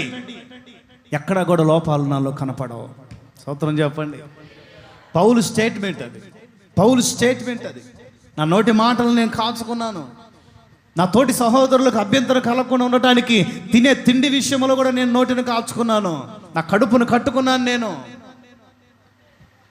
నేను మాంసాహారానికి కూడా నేను దూరంగా ఉన్నా. తోటి సహోదరులకు ఇబ్బంది కలుగుతుందేమో అనుకోని నేను తిండిపోతుగా లేను. మామూలుగానే ముందు తిండిపోతుని కాదు. ఇప్పుడు ఇంకా కారణం ఇతరులకు అభ్యంతరం కలగకుండా ఉండటానికి. ఎందుకు నా ద్వారా ఇతరులు బాధపడాలి? ఇతరులు మంచిగా వస్త్రధారణ చేసుకోవడానికి నేను వస్త్రధారణకు మాదిరిగా ఉన్నా. ఎవరు కూడా వేలెత్తి చూపించేదానికి అవకాశం లేదు. అన్ని విషయాల్లో ఉపవాసాలు ఉన్నా, ప్రార్థనలు చేశా, సంఘం కట్టుకోవడం, సంఘాన్ని కట్టుకుని, ఆత్మలు రక్షించడం, ఆత్మల్ని రక్షించా, దేవుని కొరకు ప్రయాణాలు చేయడం, ఖాళీ నడకలో, ఓడల్లో ప్రయాణాలు చేశా. నేను రాత్రి పగళ్ళు ప్రయాసపడ్డా. నేను తిరగని ప్రాంతంలో, పరిసర ప్రాంతాలలో నేను పానార్పణంగా పోయబడుతున్నా దేవుని కొరకు. స్తోత్రం చెప్పండి, గట్టిగా చెప్పండి. నేను పానార్పణంగా పోయబడుతున్నాను. ఇదిగో ఈరోజు చెప్తున్నాను ఒక సాక్ష్యం. తిమోతి, నీవు నా క్రియలు వెంబడించు. నీవు నన్ను వెంబడించవయ్యా. ఎంత ధైర్యం అండి! నేను క్రీస్తుని వెంబడిస్తున్నా, నువ్వు నన్ను వెంబడించు.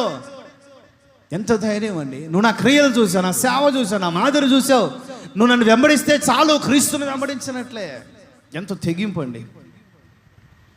ఇదిగో ఇక నేను తిమోతికి లెటర్ రాస్తున్నాడు. ఇక నేను వెడలిపోయి ప్రభుతో ఉండటానికి ఇష్టపడుతున్నాను. అయిపోయింది, అంత్యదశ. నేను నా మరణం నా కళ్ళ ముందు కనిపిస్తూ ఉంది. నేను ఎలాంటి మరణం పొందుతానో కూడా నాకు అర్థమైపోతూ ఉంది. ఇప్పుడు నేను చెరసాల్లో ఉన్నాను. సైనికులు తీసుకెళ్ళి నన్ను శిరశ్ఛేదనం చేయక మునిపే, నేను కాలం చేయక మునిపే, నేను ప్రభు దగ్గరికి వెళ్ళక మునిపే ఒక్కసారి నా ప్రియమైన కుమారుడుగా ఉన్న నేను చూడాలనిపిస్తూ ఉంది. ఒక్కసారి చూడాలనిపిస్తూ ఉంది. తిమోతి, నువ్వు వచ్చేసేయి. శీతాకాలం పోకముందే వచ్చేసేయి. ఆ తర్వాత వచ్చిన వాళ్ళని అవే ఉంటాయి. గ్రంథపు చుట్టలు తీసుకొని వచ్చేసి కొన్ని విషయాలు చెప్పాలి వాటి గురించి. ఎందుకంటే ఇంక నేను ఉన్నాను కదా, నువ్వే ఆ తర్వాత జనరేషన్ని కొంచెం కాస్త నడిపించగలిగిన, నాతో అంతం వరకు నిలబడిన ఒక కుమారుడు, ఒక శిష్యుడు నువ్వే. నీకు చాలా అప్పగించాలి తిమోతి. శీతాకాలం రాకముందే వచ్చేసేయి. గ్రంథపు చుట్టలు తీసుకొని వచ్చేసేయి. నేను ప్రభు దగ్గరికి వెళ్ళిపోబోతున్నాను. బాధతో చెప్పట్లా, అది మళ్ళీ ఆనందంగా చెప్తున్నాడు. ప్రభు నా కొరకు నీతి కిరీటం ఉంచాడు. కోటానికేటిగా ప్రభు చెప్పట్లా, కొట్టు. ఆయన నా కొరకు, నేను నీతిగా బ్రతికిన దానికి, నేను యథార్థంగా బ్రతికిన దానికి, నేను నిజాయితీగా బ్రతికిన దానికి, ఒక్కరోజు, ఒక క్షణం, ఒక్క దినము కూడా ప్రభు కొరకు వృధా చేయకుండా నిష్ఠతో బ్రతికిన దానికి నేను అవి ఇవి అడ్డం పెట్టుకొని నిష్ఠను పోగొట్టుకోలేదు, నిగ్రహాన్ని పోగొట్టుకోలేదు. లోకము కదా, లౌకిక కదా, సమాజము కదా, మరి ఇలా లేకపోతే ఎలా, అలా లేకపోతే ఎలా, ఇలా మాట్లాడకపోతే ఎలా, అలా మాట్లాడకపోతే ఇలా ఉండకపోతే ఎలా, అలా ఉండకపోతే ఎలా అని నేను కారణాలను, సాకులను అడ్డం పెట్టుకొని నా బ్రతుకుని వెళ్ళబుచ్చిన వాడిని కాదు. నిష్ఠ అంటే మరి ఆయన నా కొరకు సిద్ధపరిచే కిరీటం ఎలాంటిది? నీతి కలిగినది. ఎలాంటిది? అక్షయమైనది. అది లయము కానిది. అది తరతరములు, యోగములు. ఇక సమయము, స్పేస్ ఉన్నదు, టైం ఉండదు. స్పేస్ లేని, టైం లేని ఒక రాజ్యములో ఆయన నా తలపై సింహాసనమ్మ నన్ను కూర్చోబెట్టి తలపై నీతి కిరీటం పెడుతున్నాడు అని అంటే ఎంత నిగ్రహంగా ఉండాలి తిమోతి, నేను ఎంత నిష్ఠగా ఉండాలి. నా గతం కూడా నాకు తెలుసు. ఓకే, నేను తెలియజేసా కాబట్టి క్షమించబడ్డాను. ఆయన నన్ను కరుణించాడు. గతంలో హింసకున్నే, దూషకున్నే, గతంలో నా నోట రాని బూతు లేదు, గతంలో నేను చేయని స్టైల్ లేదు, గతంలో నేను తిరగని ప్రాంతాలు లేవు, గతంలో నేను క్రైస్తవులనే నిందించా, ఇబ్బంది పెట్టా, హింసించా, దూషించా, వాళ్ళు జైలుకి వెళ్ళడానికి కూడా నేనే సంతకాలు పెట్టా, మరణము వరకు హింసించా వాళ్ళను నేను. ఎంతవరకు అంట చెప్పండి? మరణము వరకు నేను వాళ్ళని హింసించానయ్యా. కానీ అవన్నీ కూడా తెలియకయే చేశాను కాబట్టి ఆయన నన్ను క్షమించాడు. ఈ మహిమ కలిగిన పరిచర్యకి ఈ దరిద్రుణ్ణి నమ్మకస్తునిగా ఎంచుకున్నాడు. నేను నమ్మకస్తుని కాదు, ఆయన నమ్మదగిన దేవుడు. స్తోత్రం కలుగును గాక. నేను నా గురించి చెప్పట్లేదు కానీ ఆయన నన్ను మలిచిన విధానం గురించి చెప్తున్నా. ఆయన నన్ను తీర్చిన, ఆయన నన్ను మార్పు చెందిస్తూ ఉన్నా. నా స్వభావాలన్నీ కూడా కడిగి నన్ను ఒక శక్తి కలిగిన నీతిమంతునిగా తన రక్తముతో కడిగి మార్చిన, తన రాజ్య వారసునిగా చేర్చిన, నీతి కిరీటానికి అర్హత కలిగిన వ్యక్తిగా ఎన్నుకొనిన ఆయన గొప్పతనం చెప్తున్నా తిమోతి. నేను నాలో ఏ లోపము లేకుండా ఆయన నన్ను భద్రపరిచారు. చూసావా? స్తోత్రం కలుగును గాక. శబ్దం గట్టిగా. నీతి కిరీటం. ఏ కిరీటం? నీతిమంతులకు ఇవ్వబడే కిరీటం. నీతిమంతులు ఉన్నారు, నీతిమంతులు లేరండి. ఎవడున్నాడండి నీతిమంతుడు? తప్పు చేసేవాడు మాట్లాడే మాట అది. తప్పులు కప్పిపుచ్చుకునేవాడు మాట్లాడే మాటలు అవి. తప్పులు పక్కద్రోవ పట్టిస్తూ, లేఖనాలని పక్కద్రోవ పట్టించే వాళ్ళు చెప్పే మాటలు అవి. ఎవరున్నారండి నీతిమంతులు? ఎవరున్నారండి ప్రపంచంలో? తప్పులు చేయని వాళ్ళు ఎవరున్నారండి? కాదు, ఉన్నారు. నీతిమంతులు ఉన్నారు. స్తోత్రం చెప్పండి. యథార్థ పరులు ఉన్నారు. స్తోత్రం చెప్పండి. ఆ నీతి అంటే ఏంటి? యథార్థత అంటే ఏంటి? నమ్మకత్వం అంటే ఏంటి? లేఖనానుసారమైన జీవితం అంటే ఏంటి? లేఖనాల్ని దైవజ్ఞానంతో, అభిషేకంతో అర్థం చేసుకోవటం అంటే ఏమిటో ఆ ప్రత్యక్షత ఇతరులకు లేక, ఆ ప్రత్యక్షత, దైవ ప్రత్యక్షత లేని వాళ్ళు ఏవేవో చూసి వీళ్ళు నీతిమంతులు, ఏవేవో చూసి వీళ్ళు భక్తిహీనులు, ఏవేవో చూసి దేవుడే అనట్లేదు వాళ్ళని. దేవుడే అనట్లేదు. అబ్రహాము నీతిమంతుడా కాదా? చెప్పండి మీరు. అతడు దేవుణ్ణి నమ్మెను, అది అతనికి దేవుడు నీతిగా ఎంచాడు. బైబిల్ చెప్తుందా లేదా చెప్పండి. ఇప్పుడు అబ్రహాం ఎవరు? అందరు చెప్పండి. వెరీ గుడ్, అందరు చెప్పండి. అబ్రహాము నీతిమంతుడు. ప్రజెంట్ డే, ఈ రోజుకు పోల్చుకుందాం.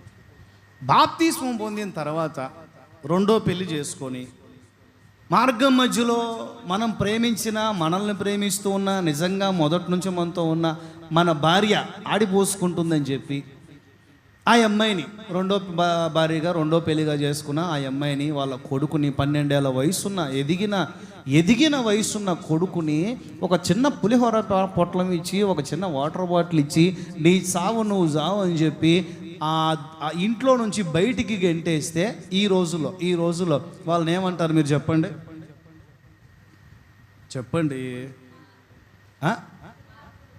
దుర్మార్గులా? ఏమంటారండి? దుర్మార్గులు, చెడ్డవాళ్ళు. సరే, అవన్నీ కాదు. వాళ్ళు నీతిమంతులు కాదా? నీతిమంతులు కాదు కదా? చెప్పండి. అలాంటి స్వభావం అలాంటి క్రియలు చేసిన వాళ్ళని నీతిమంతులు అంటామా? నీతిమంతులు అనలేము. కానీ బైబిల్ చెప్తుంది అబ్రహాము నీతిమంతుడు అని. కారణం ఏంటి అంటే అబ్రహాము తనంతట తాను ఆ పని చేయలేదు. అబ్రహాము తనంతట తాను ఆమెను పెళ్లి చేసుకోలేదు, తనంతట తాను ఆమెతో పాపం చేయలేదు, తనంతట తాను ఆమెని తరిమివేయలేదు. తర్వాత ఆ రోజుల్లో వేల సంవత్సరాల క్రితం బహుభార్య తత్వం అన్నది చాలా సర్వసాధారణమైన విషయం. ఏంటది? కాలాలు 10 ఉన్నాయండి. ఎన్ని ఉన్నాయి చెప్పండి? కాలాలు 10 ఉన్నాయి. దేవుడు మాత్రమే ఉన్న కాలం, దేవదూతలు సృష్టించబడిన కాలం, మనుషులు సృష్టించబడిన అమాయకత్వపు కాలం, ఆ తర్వాత మనస్సాక్షి కాలం, ఆ తర్వాత ధర్మశాస్త్ర కాలం, ఆ తర్వాత మధ్యయుగం, ప్రభువైన యేసయ్య పుట్టి వచ్చి సంచరించిన మధ్యయుగం, తర్వాత కృపాయుగం, ఆ తర్వాత క్రీస్తు విరోధి పరిపాలన యుగం, ఆ తర్వాత 1000 ఏళ్ళ ఆ పరిపాలన యుగం, ఆ చిట్ట నిత్యయుగం. ఎన్ని వచ్చినాయా? 10 పర్ఫెక్ట్గా ఉందా? వచ్చినాయా? యుగం, ఒక యుగానికి సంబంధించి ఆ యుగం దేనికి పోల్చబడుతూ ఉందో దాన్ని బట్టే దేవుడు టాలీ చేస్తాడు. ఆదాము హవ్వలు ఈ నలుగురు వీళ్ళందరూ 10 మందో 20 మందో ఉన్నారో అమాయకత్వపు యుగం. ఏంటది చెప్పండి? సాతాను మాట విని తప్పు చేశారు, పాపం చేశారు, పొరపాటు చేశారు, దేవునికి దూరం అయ్యారు. అయినా దేవుడు దూరం అయ్యాడా? దూరం కాల. వచ్చాడు, వాళ్ళకు బట్టలు కుట్టించాడు. తోటలో సంచరించడం సమస్యగా ఉందని తోట బయటికి నెట్టేశాడు. అంతే. ఆయన సన్నిధిలో ఉండి బయటికి నెట్టేలా తోట బయటికి వెళ్ళారు. ఎక్కడికి వెళ్ళారు? గమనిస్తున్నాడు. హేబేలు ప్రార్థన వింటున్నాడు. హేబేలు ఆ బలులు స్వీకరిస్తున్నాడు. హేబేలు అసలు బలుల ప్రత్యక్షతే లేని మొదటి రోజుల్లో హేబేలు బలిస్తున్నాడు అండి. స్తోత్రం చెప్పండి. ఎంత గొప్ప ప్రత్యక్షత మనిషికి దేవుడు ఆ రోజుల్లోనే ఇచ్చాడు. ప్రేమ, అది అమాయకత్వపు కాలం. ఏ కాలం? చెప్పాలి. నన్ను ఎదుర్కొన్నవాడు నన్ను చంపేస్తాడు, నేను చచ్చిపోవాలి, నా బతుకు వేస్ట్, నా దరిద్రం, నా తలరాతిది అని చెప్పి ఎన్ని తిట్టుకున్నా కూడా కయ్యను గురించి దేవుడు ఏమంటాడు? ఎవడు నిన్ను చంపడవు. ఏమంటాడండి? ఎవడు నిన్ను చంపడవు, నీకు ముద్రేశాను, నువ్వు బతకాలి. ఎందుకంటే అమాయకత్వపు కాలం. కొంచెం ముందుకెళ్తే మనస్సాక్షి. ఏంటది? మనస్సాక్షి అండి. మనస్సాక్షిని బట్టి అబ్రహాము, ఇంకా ఆ తర్వాత మోషే వరకు కూడా మనస్సాక్షి యుగమే. మనస్సాక్షిని బట్టి యోసేపు తప్పులు మనస్సాక్షిని బట్టే టాలీ చేయబడ్డాయి. యోసేపు తప్పు చేశాడా లేదా అని.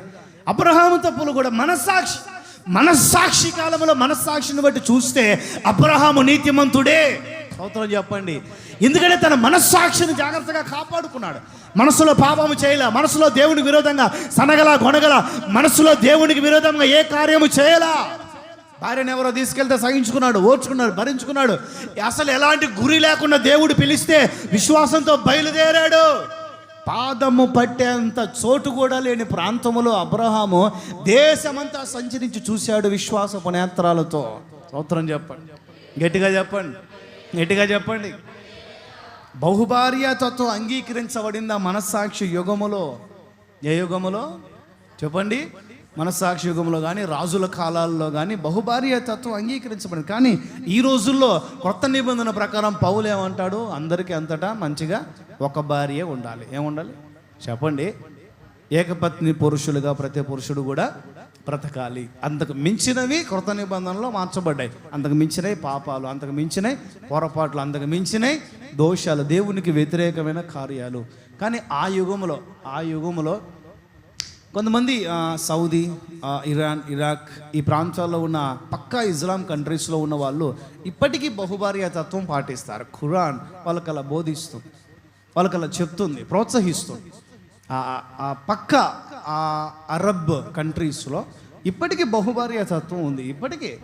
ఇప్పటికీ చక్కగా చాలామంది వివాహాలు చేసుకుంటూ ఉంటారు. అందరు కలిసే ఉంటారు. ఇంట్లో మళ్ళీ గొడవలే ఉంటాయి, సవతి గొడవలే ఉండవు. మళ్ళీ వాళ్ళకి అందరు కలిసే ఉంటారు, పిల్లలు కలిసే ఉంటారు, ఆ తల్లులు వాళ్ళందరూ కూడా కలిసే ఉంటారు. కుటుంబం వాళ్ళు సంపదలు ఎక్కువగా కలిగిన వాళ్ళు. అరబ్ కంట్రీస్ అన్నీ కూడా ఎక్కువగా సంపన్న దేశాలు. ఏ దేశాలు?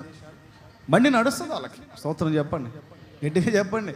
ఎన్ని కుటుంబాలు ఉన్నా, ఎంతమంది ఉన్నా చక్కగా అందరినీ పోషించడానికి, అందరికీ మంచి స్థితి ఇవ్వడానికి ఇస్లామ్స్ ఎక్కువగా పెరుగుతున్నారు అని అంటే కన్వర్షన్స్ కాదు కారణం, ప్రొడ్యూసింగ్. స్తోత్రం చెప్పండి, గట్టిగా చెప్పండి. ప్రొడ్యూస్ ప్రొడ్యూస్ చేస్తున్నారు. సంతానాన్ని ప్రొడ్యూస్ చేస్తున్నారు. కాబట్టి ఇస్లాం, క్రిస్టియానిటీ తర్వాత ఇస్లాం సెకండ్ ఏంటది జనాభా లెక్కల్లో సెకండ్ ప్లేస్లో ఉంది. కారణం ఏంటంటే కన్వర్షన్ కాదు, మార్పు చెందటం కాదు, ప్రొడ్యూసింగ్. సంతానానికి అంటాం జెరాక్స్ కాపీలు తీయటం అనమాట.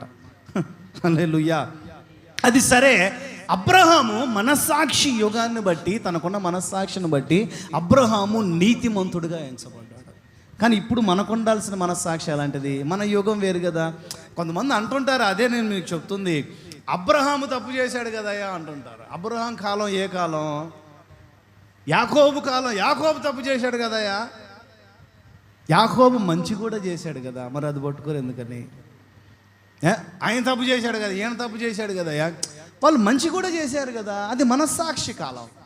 వాళ్ళ మనస్సాక్షిని బట్టి వాళ్ళకి తీర్పు తీర్చబడింది.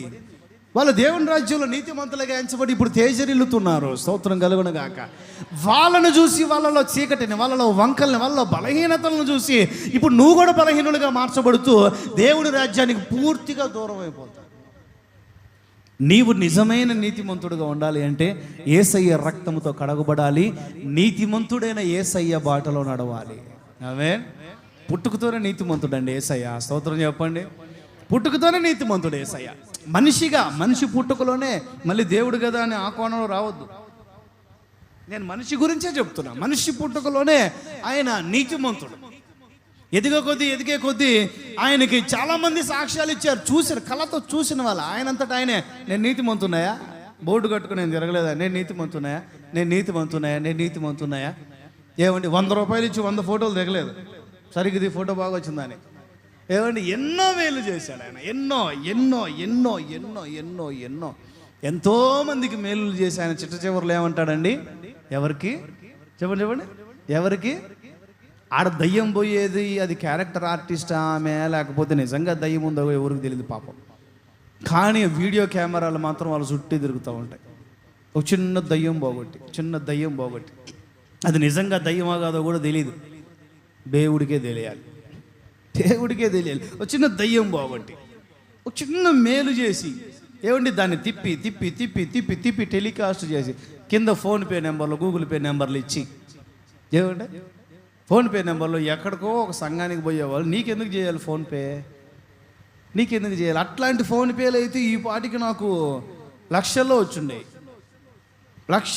అట్లాంటి ఫోన్పేలు అయితే. చాలామంది ఫోన్ అన్నా ఇట్లా దశంబాగా ఇద్దాం అనుకుంటున్నానన్నా, మరి ఎట్లా అన్నా అంటే, నువ్వు ఎక్కడికి వెళ్తున్నావు అన్నా? ఫలానా నామకార్థ చర్చ్ అన్నా, నెలంతా వెళ్ళావా అన్న? నెలంతా వెళ్ళానన్నా, మరి ఆయనకే ఇచ్చేయి. నెలంతా హోటల్లో బిర్యానీ తిని నువ్వు నాకు బిల్లు కడతానంటే ఎట్లా? అర్థమైందా? ఏమర్థమైంది? నెలంతా పక్క స్కూల్లో పక్క ట్యూషన్లో చదువుకొని ఈ ట్యూషన్లో ఫీజు కడతానంటే ఎట్లా? నువ్వు నెల 4 వారాలు 5 వారాలు ఆరాధనలకి ఎక్కడికి వెళ్ళావు? ఆ సొమ్ము తినటానికి అర్హత కలిగిన వ్యక్తి ఎవరండి? ఆ వ్యక్తి, ఆ కాపరే. నువ్వు నెలంతా ఎక్కడికి వెళ్ళావు అంతే, అంతకు మించి వేరేదేం లేదు. నువ్వు స్థానికుడివే, అది ఇది, నువ్వు ఇక్కడి నుంచే పోయావు కదా, అక్కడ నుంచి పోయావు కదా, అది కాదు. అది అంత అనవసరం. నువ్వు నెలంతా తిండి ఎక్కడ తిన్నావు, ఏ హోటల్లో తిన్నావో, ఏ మెస్లో తిన్నావో, బిల్లు ఎక్కడ కడతారండి? కట్టకపోతే ఏమైంది చెప్పండి? కట్టకపోతే ఫుడ్ కట్ అవుతుంది, బిల్లు కట్టకపోతే ఫుడ్ కట్ అయిపోద్ది అనమాట. నెలంతా ఇక్కడ తిన్నారు, నెలంతా ఇక్కడ మందిరంలో తిన్నారు, ఇక్కడ ఇవ్వాలి, ఇక్కడ అర్హులు, ఇంకెక్కడెక్కడో ఇస్తున్నావు అని అంటే అది నిలబడదు. ఆ ఫలం నిలబడదు. అది నీతి కాదు, అది నీతి కాదు. ప్రభువైన యేసయ్య అంటారు, అన్ని మేలు చేసి ఎవరితో చెప్పొద్దయ్యా? ఆయన చెప్పొద్దు అన్న కొద్దీ ఆయనను ప్రసిద్ధి చేసిరి. స్తోత్రం చెప్పండి, గట్టిగా చెప్పండి. చిట్ట చివరికి పిలాతు భార్య అంటది, ఆ నీతిమంతుని జోలికి పోవద్దయ్యా.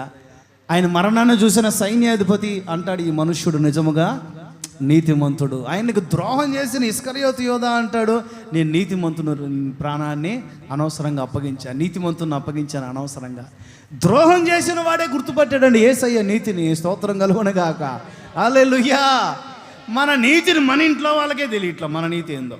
అది కదా మ్యాటర్ ఇక్కడ. మన నీతి, మన యథార్థత ఏంటో, మన భక్తి ఏంటో, మన స్టాండర్డ్స్, మనం ఏ ఉపదేశాల్లో ఉన్నామో మన ఇంట్లో వాళ్ళకే తెలియట్లేదు. మన వీధిలోనే మనకు సాక్ష్యం ఉన్నట్ల. మన ఇంట్లోనే, మన బంధువుల దగ్గరే మనకు సాక్ష్యం ఉండట్లా. అయ్యా బాబు, నువ్వు గొంతు చించుకొని ఎకోలు ఎఫెక్ట్లు పెట్టి మరి మంచిగా ప్రసంగాలు చెప్తుంటావు, గంట సేపు అని చెప్పి గంటన్నర తలకాయ తింటావు కదా, ఏం మార్పు వస్తుందయ్యా మీ విశ్వాసంలో? ఇదిగో చూడు గొడవ పడుతున్నావు, ఇదిగో చూడు బూతులు తిరుగుతున్నావు, ఇదిగో చూడు సినిమాలకు తిరుగుతూ ఉన్నారు, ఇదిగో చూడు పలానా చోటకు పోయి వస్తూ ఉన్నారు, ఇదిగో చూడు ఇదిగో చూడు ఇదిగో చూడు. ఏం నేర్పిస్తున్నావా అని మా మీద పడతారు పాపం. వాళ్ళకి తెలియదు మేము నేర్పిస్తున్నామే కానీ వాళ్ళు నేర్చుకోవట్లేదు. స్టూడెంట్లు 50 మంది స్టూడెంట్లు ఉంటారండి. మాస్టారు ఒక సబ్జెక్ట్కి, నేను మిమ్మల్ని అనను, ఇంకా చాలా కట్ చేశా సబ్జెక్ట్, అదేంటి సరిపోదు టైం అని. ఏంద్రా బాబు ఎంత టైం, రొంబ మోసం అబ్బా, 55 నిమిషాలు.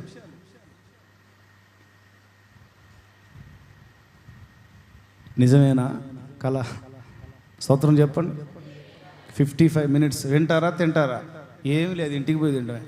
మజ్జిగ ఉంది అంతే, ఏం లేదు. ఇక్కడ మజ్జిగ ఒకటే ఉంది, పిల్లలకు కూడా ఏం లేదు. పోవటమే, ప్రార్థన చేసుకోవటం, పోవటం. స్తోత్రం చెప్పండి. మన నీతి ఏంటి? మన యథార్థత ఏంటి? యేసయ్య నీతి కలిగిన మార్గాల్లో మనం ఆ నియమం ఉండాలండి.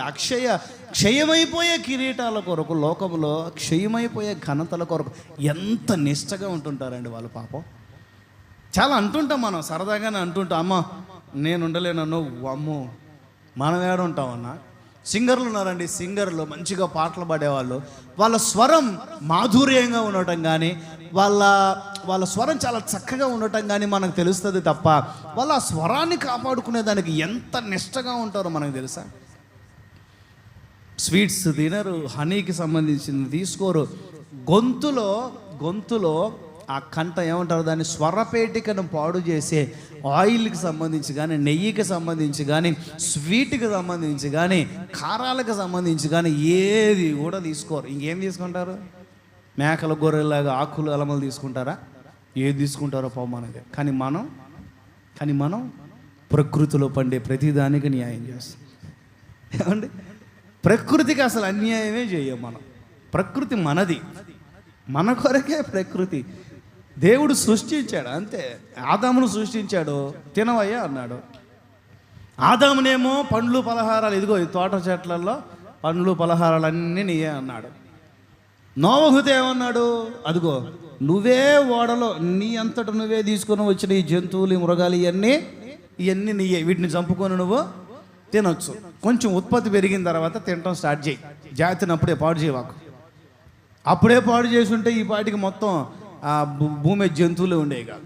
కొంత జాతి ఉత్పత్తి అయిన తర్వాత చక్కగా చంపుకొని మాంసాహారం తినమన్నాడు, శాకాహారం, పండ్లు పలహారాలు అన్నీ తినమన్నాడు. ప్రకృతి మనది. ఏమండి, నేను చెప్పేది శారీరక నిష్ట గురించి కాదు సుమి, ఆత్మీయ నిష్ట. ఏ నిష్ట? నిష్ట కలిగిన ప్రార్థన, నిష్ట కలిగిన భక్తి, నిష్ట కలిగిన మాటలు. ఒక్కరుగా ఉన్నా, 100 మందిలో ఉన్నా, ఎక్కడున్నా, చిన్నపిల్లలైనా, పెద్దలైనా, వృద్ధులైనా, ఎక్కడున్నా, కుటుంబంలో కొంచెం ప్రెజర్స్ పెరిగిన ఒక నిష్టగా సన్నిధిలో కనపడాలి. ఒక నిష్ట. కీర్తనకారులు అంటారు, ఎప్పుడు కనపడతానయ్యా నీ సన్నిధిలో? అయ్యా వారం పోతే వారం అంటే తలుపులు తీసేది ఇల్లు, రోజు తలుపులు తీయచ్చు కదా, నీ మందిరానికి పోవాలని ఆశగా ఉందయ్యా. నేను ఎప్పుడు దేవుని చూసేదను, ఎప్పుడు ఆయన యుద్ధకు వెళ్ళేదను, ఎప్పుడు ఆయనతో మాట్లాడేదను, ఎప్పుడు అని కీర్తనకారుడేమో గుండెలు బాదుకుంటున్నాడు. మనమేమో సెలవు వచ్చిన రోజున సంకలు బాదుకుంటాం. ఏంటది? కీర్తనకారుడు ఎప్పుడు పోతానయ్యా మందిరానికి, బాధగా ఉంది, ఒక్కసారైనా అట్లా చూసి వస్తానయ్యా, అడుగుపెట్టి ఒక 5 నిమిషాలైనా ప్రార్థన చేసుకొని వస్తానయ్యా అని గుండెలు బాదుకుంటున్నాడు. మనమేమో ఆరాధనలు కోటాలన్నీ ఎగ్గొట్టి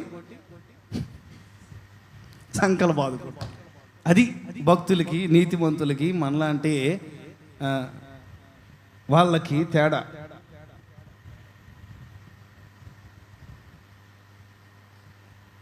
యాకోబు పత్రిక 1:12.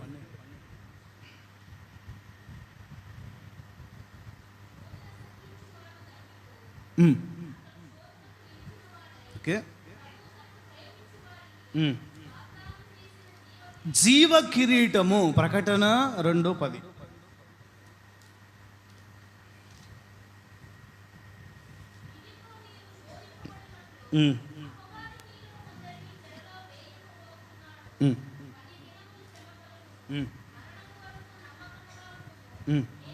నేను నీకు, అందరు చెప్పండి, బైబిల్ మొత్తంలో ఈ 2 చోట్లే జీవ కిరీటము అనే పదాలు ఉంటాయి. జీవ కిరీటం, నా వైపు చూడాలి. జీవ కిరీటము, ఏ కిరీటము?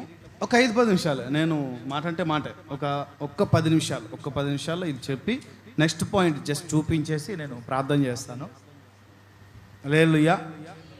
ఎండలు కూడా పెరుగుతున్నాయి కాబట్టి మాట, ఎందుకంటే మీకు ఎక్కదు. 1 గంట దాటింది అని అంటే ఎక్కదు, నాకు తెలుసు. ఈ ఎండలకి నాకే ఇది లేకపోతే నేను ఇంకా పరలోకమే. హల్లెలూయా. నా కూలరే నన్ను ఆదరిస్తుంది.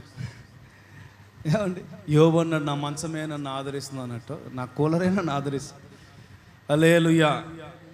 సరేను, ఈ 2 చోట్ల యాకోబు పత్రికలో, ఇక్కడ ప్రకటన గ్రంథంలో 2 చోట్ల మాత్రమే ఎంటైర్ బైబిల్లో జీవ కిరీటము అని రాయబడింది. ఏ కిరీటం చెప్పండి అందరూ? మొదటిది ఏ కిరీటం? నీతి కిరీటం. అది ఎవరికి ఇస్తారు? నీతిమంతులకి, నీతిగా నిజాయితీగా బ్రతికిన వాళ్ళకి. ఇప్పుడు ఇది జీవ కిరీటం. ఏ కిరీటం? ఇది ఎవరికి ఇస్తారు? జీవముతో ఉన్న వాళ్ళకి. ఏంటి? ఎవరికి? బతికున్న వాళ్ళకి. ఎవరికి చెప్పండి? చచ్చిపోయిన వాళ్ళకి కాదు, బతికున్న వాళ్ళకి ఇచ్చే కిరీటాన్ని ఏమంటారు? జీవ కిరీటం. మళ్ళీ చెప్పండి. సజీవంగా జీవముతో ఉన్న వాళ్లకు ఇచ్చే కిరీటాన్ని ఏమంటారు? జీవ కిరీటం. ఈ కిరీటం దక్కాలి అని అంటే ఈ 2 చోట్ల రాయబడిన పదం ఏంటి అని అంటే, శ్రమ వస్తుంది, సహించుకోవాలి. కష్టం వస్తుంది, భరించుకోవాలి. నిందలు వస్తాయి, తలదించుకోవాలి. సమస్యలు వస్తాయి, ప్రభువు చేతిని విడవకూడదు. స్తోత్రం చెప్పండి. ఈ లోకంలో బ్రతుకుతున్నాము కనుక సర్వసాధారణంగా అందరికీ మనుషులకు కలిగే చిన్న శోధనలు, శ్రమలు, సమస్యలు వస్తాయి. ఇప్పుడు నశించిపోయే సువర్ణం శోధన ద్వారా, పరిశోధన ద్వారా, పరీక్ష ద్వారానే కదా అది శుద్ధ సువర్ణంగా మార్చబడుతుంది. ఎలా మార్చబడుతుంది? ఎంత పెద్ద గని తవ్వుతారు. ఎంత పెద్దది? కింటాలు బరువు ఉన్న గనితవి 10 గ్రాములు బంగారం తీస్తారు. ఎన్ని గ్రాములు చెప్పండి? తెలుసా మీకు? కింటాలు బరువు ఉన్న బంగారు గని మైన్స్ త్రవ్వి దాన్ని ఫ్యాక్టరీలోకి తీసుకొని వెళ్ళి ఫిల్టర్ చేస్తే అందులో నుండి బయటికి రాగలిగిన స్వచ్ఛమైన బంగారం ఎంత? చెప్పండి. 10 గ్రాములు. ఫర్ ఎగ్జాంపుల్ చెప్తున్నా, అక్కడ 15 అని ఉంది గూగుల్లో అని చూడవు, అక్కడ మళ్ళీ ఊరికే ఎగ్జాంపుల్ చెప్తున్నా. మామూలుగా అయితే కొంచెమే వచ్చేది. ఇంత పెద్ద గని తీస్తే ఇంత బంగారం వస్తుంది, ఇంత వెండి వస్తుంది, అంతే. ఓ 10 గ్రాములు, ఒక పావు కేజీ, అంతే. పెద్ద గనులు, చాలా లోతులు తవ్వుతారు, చాలా సంవత్సరాలు తవ్వుతారు, చాలా తవ్వి ఫ్యాక్టరీకి పంపించి దాన్ని ఫిల్టర్ చేస్తే వచ్చేది 10 గ్రాములు. ఎన్ని గ్రాములు? వాటిని కొన్ని ముద్రల రూపాల్లో, ఒక ముద్ర రూపములో వాటిని భద్రపరిస్తే, వాటిని ఆభరణాలు తయారు చేసే షాపుకు పంపిస్తే, ఆ ఆభరణం తయారు చేయటానికి ఇతను మళ్ళీ కరిగిస్తాడు. దాన్ని ఏం కరిగిస్తాడు? బంగారం. మళ్ళీ కరిగించి ఆభరణానికి సంబంధించిన షేప్ తీసుకొని వచ్చి మస్టునంతా తీసుకెళ్ళి పక్కన పడేస్తాడు. ఏం పడేస్తాడు చెప్పండి? ఎన్నిసార్లు ఫిల్టర్ అయింది చెప్పాలి? 2 సార్లు. రక్షణ పొందిన కొత్తలో ఒకసారి, ఆత్మలో ఆత్మీయతలో ఎదుగుతూ ఉన్న పాతలో ఇంకొకసారి, 2 సార్లు. అందుకే 10 రోజులే, ఎక్కువ రోజులు కాదు, 10 రోజులే. ఈ 2 రెఫరెన్సెస్లో కొద్ది కాలమే శ్రమ, కొద్ది కాలం, ఎక్కువ కాలం ఉంది. ఆ శ్రమ దేనికి అని అంటే, నేను శుద్ధ సువర్ణంగా, ఎక్కువ క్వాలిటీగా మార్చాను, ఎక్కువ విలువైన వ్యక్తిగా నేను మార్చడానికి, విలువైన కుటుంబంగా నీ కుటుంబాన్ని మార్చడానికి. ఇప్పుడు నువ్వు వీధి సువార్త, లేకపోతే మీ ఇంటి దగ్గర కూటం పెట్టుకోవడం, లేకపోతే నువ్వు వ్యక్తిగతంగా పర్సనల్ గాస్పల్, వ్యక్తిగతంగా ఎవరికైనా దేవుని మాటలు చెప్పాలి అని అంటే, అసలు నీ కుటుంబంలో ఏదైనా జరుగుండాలి కదా, నీ కుటుంబంలో ఏదైనా మేలు జరుగుండాలి కదా, మేలుకు ముందు ఏదైనా బాధాకరమైన సిచ్యువేషన్ జరుగుండాలి కదా. ఈ బాధ నుండి దేవుడు నన్ను ఇలా విడిపించాడు, ఈ కష్టం నుంచి దేవుడు నన్ను ఇలా రక్షించాడు, ఇది ఇలాంటి శ్రమల నుండి దేవుడు నన్ను ఇలా తప్పించాడు, శోధన నుండి తప్పించాడు, అందుకే నేను ఈరోజు ఆశీర్వాదకరంగా ఉన్నాను అని నీ నోటి నిండా సాక్ష్యపు పలుకులు ఉండాలి కదా. కాలు నొప్పి వచ్చింది తగ్గింది, కంటు నొప్పి వచ్చింది తగ్గింది, సొక్కడాల ఆపరేషన్ బాగా జరిగింది. సాక్ష్యాలు ఇవ్వండి. జ్వరం వచ్చింది తగ్గింది. అందుకే నేను బల్లారాదని తప్ప ఈ సాక్ష్యాలు చెప్పాను. సాక్ష్యాలు. సాక్ష్యము అని అంటే ఈ వినే వాళ్ళకి ఆశీర్వాదకరంగా ఉండాలి. సాక్ష్యం అంటే పౌలుది కదా, సాక్ష్యం అంటే పేతురుది కదా, సాక్ష్యం అంటే యోహానుది కదా, సాక్ష్యం అంటే మన పూర్వీకులది కదా, సాక్ష్యం అంటే యేసన్న గారిది కదా. సాక్ష్యానికి విలువ ఉండాలండి. ఉండాలి? దైవ చిత్తం అంటే ఈ సాక్ష్యము, సాక్షి అనే దాని మీద కూడా, సాక్షి పేపర్ గురించి కాదు, బైబిల్లో ఉన్న సాక్షులు, సాక్ష్యము, సాక్షి, వీటి గురించి సిద్ధపడి చెప్పే ప్రయత్నం చేస్తాను. ఇప్పుడు 2-3 నిమిషాలు ఈ మాటలు వినండి. జీవ కిరీటం మనకు కావాలి, దేవుడు మనకి ఇవ్వాలి అని అంటే మనం కొంచెం సహించుకోవాలి, భరించుకోవాలి. ఇప్పుడు యేసయ్య ఆ జీవ కిరీటం, నీతి కిరీటం, మహిమా కిరీటాలన్నీ, ఆయన తలపైన కిరీటాలన్నీ మనకివ్వటానికే తీసి పక్కన పెట్టి ఆయన ముళ్ళ కిరీటం ధరించుకున్నాడు కదా మన కొరకు. మనల్ని ఎలా ఉండమంటున్నాడు? బ్రతికుండమంటున్నాడు, అంతే, ఏం లేదు. ఎలా ఉండమంటున్నాడు? ఆయన మన కొరకు చనిపోయింది. ఆ ముళ్ళ కిరీటం దెబ్బకి ఆ రక్తమంతా కూడా కారి ఆ నరాల్లో ఉనికి ఆ ముళ్ళు చొచ్చుకొని పోయి ఎంత వేదన పడ్డాడంటే, చిన్న ముళ్ళు గుచ్చుకుంటేనే మనం బాధపడతాం. మనకు తెలుసు ఆయన పడిన వేదన ప్రపంచ చరిత్రలో ఎవరు పడనిది, ఎవరు అనుభవించనిది, ఎవరు కూడా సాహసము చేయనిది. మనకు తెలుసు, ఇవన్నీ మనకు తెలుసు. మనం పడలేం. మనకు కలిగే సమస్యలు చిన్న చిన్నవి, అంత పెద్దవి కాదు. ఆయన మన కొరకు ఆ బాధ భరించినప్పుడు మనం యేసయ్య కొరకు బాధపడాలి కదా. పేతురు పత్రికలోనూ హెబ్రీ పత్రికలోనూ ఒక మాట ఉంటుంది, ఆయన మన కొరకు బాధపడి మనము తన అడుగుజాడలు యందు నడుచుకున్న నిమిత్తం మనకు మాదిరి ఉంచిపోయాను అనే పదం ఉంటుంది. ఏంటో చెప్పండి? ఆయన మన కొరకు అంత అవసరమే ఉంది. దేవునికి అవసరమే ఉంది. భర్త బాధపడుతున్నాడా భార్య కోసం? భార్య బాధపడుతుందండి భర్త కోసం? చెప్పండి. ఊరికే బాధపడినట్లు ఉంటాంలేండి మామూలుగా, లేకపోతే మళ్ళీ దెబ్బలు పడతాయి కదా, మళ్ళీ లేకపోతే సమస్యలు వస్తాయి కదా, నువ్వు నా కొరకు ఎందుకు ఏడవలేదు అని క్వశ్చన్లు వస్తాయి కదా, దానికోసమని ఫార్మాలిటీకైనా జెండుమో ఏడుపులు వస్తాయి. కానీ రియల్గా ఏమండి తక్కువే చెప్పాలంటే తక్కువలో దేవుని ప్రజలకైతే కొంచెం సెన్సిటివిటీ ఉంటుంది, బయట వాళ్ళకైతే అస్సలు ఉండదు. ఎలాంటి దైవికమైన ఆలోచనలు ఉండవు కనుక ఉంటే ఉండు, పోతే పో. స్తోత్రం చెప్పండి అంటారు. మనకైతే అట్లా అనిపించదు కానీ అనుకోండి. ఊపిరాట్లేదు నాకు కూడా. హల్లెలూయా. చేతులోపుతో హల్లెలూయా. బ్రతికుండాలి. ఎలా? జీవంతో ఉండాలి. అందుకనే ప్రకటన గ్రంథంలో అంటారు, నువ్వు బ్రతికున్నావన్న పేరు నీకుంది కానీ నువ్వు ఎవరివి? మృతుడివి, చచ్చిపోయావు. ఆయన మన కొరకు చనిపోయి సజీవుడిగా లేచి యుగయుగాలు బ్రతికిన వాడిగా పరలోకంలో మనకు కిరీటాలు ఇయటానికి ఇష్టపడుతూ అక్కడ ఎదురు చూస్తూ ఉంటే, మనం భూమి మీద పేరుకు బ్రతుకుండి ఏమి లాభం? పేరుకు మాత్రమే బ్రతుకున్న వాళ్ళం సజీవులంగా ఉండి ఏమి లాభం? ఆత్మీయంగా బ్రతుకుండాలి కదా. మన ప్రార్థన బతికే ఉందా? ఈ రోజుకి బతికే ఉందా? మన ప్రార్థన గుర్తుందా? ప్రార్థన అంటే రక్షణ బతికే ఉందా? చచ్చిపోయిందా? రక్షణ పొందిన కొత్తలో, లేకపోతే రక్షణ పొందటానికి మనం తీసుకున్న తీర్మానాలు, ప్రభు మనల్ని దర్శించిన దర్శనాలు, ఎన్నో కళలు, ఎన్నో దర్శనాలు వచ్చి ఉంటాయి. ఎందుకంటే ఆయన మాట్లాడే దేవుడు కనుక ఎన్నో కళలు, ఎన్నో దర్శనాలు మనకు వచ్చి ఉంటాయి. నేను మిమ్మల్ని అడుగుతున్నాను, ఒక అన్నగా, లేకపోతే ఒక తండ్రిగా, ఒక సేవకుని కాపరిగా ఆ దర్శనాలు బ్రతికే ఉన్నాయా ఇప్పటికీ? ఎన్నో తీర్మానాలతో మనం అడుగులు పెట్టాం, ఆ తీర్మానాలు బతికే ఉన్నాయా? ఎన్నో తీర్మానాలు తీసుకుని యేసయ్యను సొంత రక్షకునిగా అంగీకరించి బాప్తిసం తీసుకున్నాం. ఆ తీర్మానాలు, ఆ దర్శనాలు, ఆ నిర్ణయాలు బతికే ఉన్నాయా? బతికే ఉన్నాయా? వాక్యానుసారమైన జీవితం బతికే ఉంది. ఇదిగో జీవవాక్యం కదా. మరి ఈ జీవవాక్యాన్ని తింటూ ఆత్మీయతలో మనం ప్రతిరోజు బలము పొందుకుంటూ బతికుంటున్నామా, లేకపోతే చనిపోయిన వారంగా ఉండాలి? చనిపోతే జీవ కిరీటం రాదు కదా. జీవ కిరీటం ఎవరికి? బతికున్న వాళ్ళకి. ఆత్మీయతలో బతికి ఉండాలి. ఏం చేయాలి చెప్పండి? ఆత్మీయతలో బతికి ఉండాలి. ఒక విషయం చెప్తా. హెబ్రీ పత్రిక 12:2.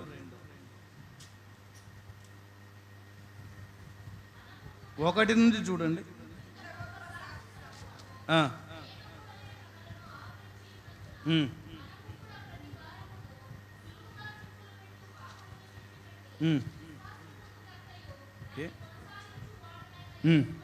యేసు వైపు చూచుచు, ఇదిగో ఈ జీవ కిరీటం కొరకు మన ఎదుట ఉంచబడిన పందెంలో ఓపికతో పరిగెత్తుదాము. ఇదిగో ఇక్కడ చూడండి, చాలా అద్భుతంగా ఉంటుంది. ఇక్కడ ఏముంది? ఇంత గొప్ప సాక్షి సమూహం మన ఎదుట మేఘము వలె ఆవరించి ఉంది. స్తోత్రం చెప్పండి. ఇంత గొప్ప సాక్షి సమూహము మన ఎదుట మేఘము వలె ఆవరించి ఉంది. మన కళ్ళ ముందు మేఘాలు ప్రతిరోజు ఎలా కనిపిస్తూ ఉన్నాయి. ఇదిగో 11వ అధ్యాయంలో వివరించబడిన గొప్ప మహాసాక్షి సమూహం. ఆ మహాసాక్షి సమూహం ఏంటి అని అంటే చచ్చిపోయిన వాళ్ళు. ఎవరు చెప్పండి? అందరు చెప్పాలి. చచ్చిపోయారే కానీ నేటికి నీ బ్రతుకుండి వారి స్వరాలు మాట్లాడుతూ ఉన్నాయి. స్తోత్రం కలుగునగాక.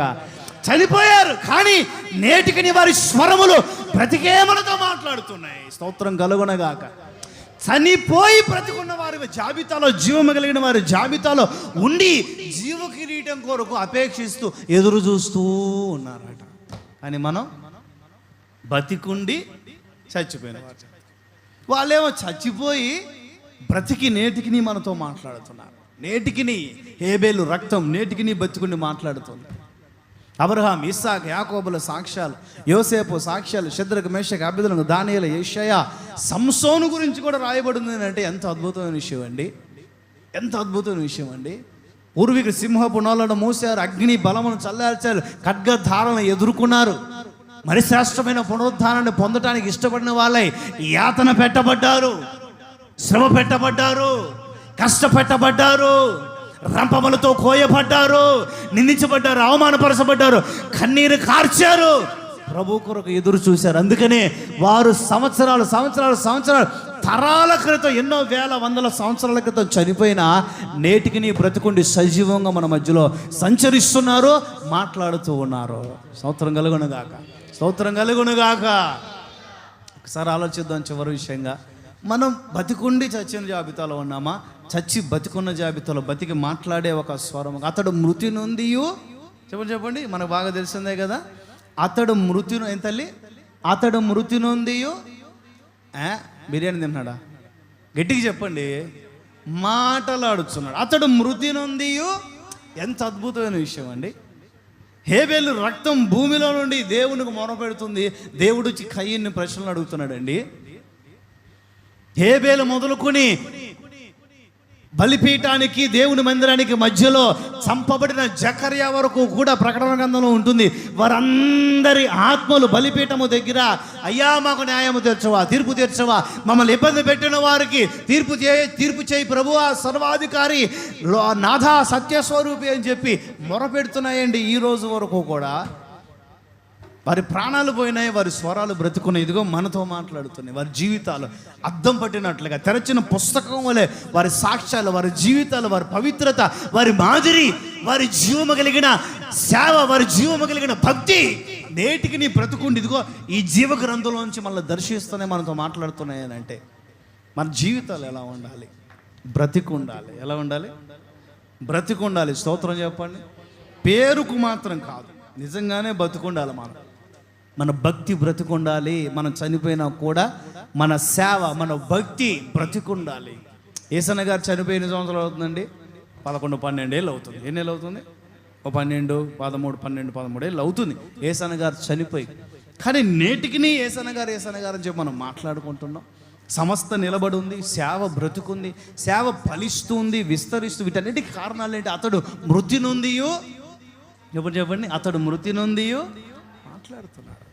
భక్త సింగ్ గారు ఉన్నారు. ఆ హెబ్రోన్ సంస్థలు నేటికి సజీవంగా ఉన్నాయి. ఎన్ని సమస్యలు వచ్చినా నేటికి నిలదొక్కుని సజీవంగా ఉన్నాయి. ఆ మందిరాలు, సంస్థలు సజీవంగా ఉన్నాయి. విశ్వాసులు అందరూ చెదరిపోకుండా అవండి బాగున్నారు అని అంటే దానికి కారణం ఏంటి? అతడు మృతి నొందియు.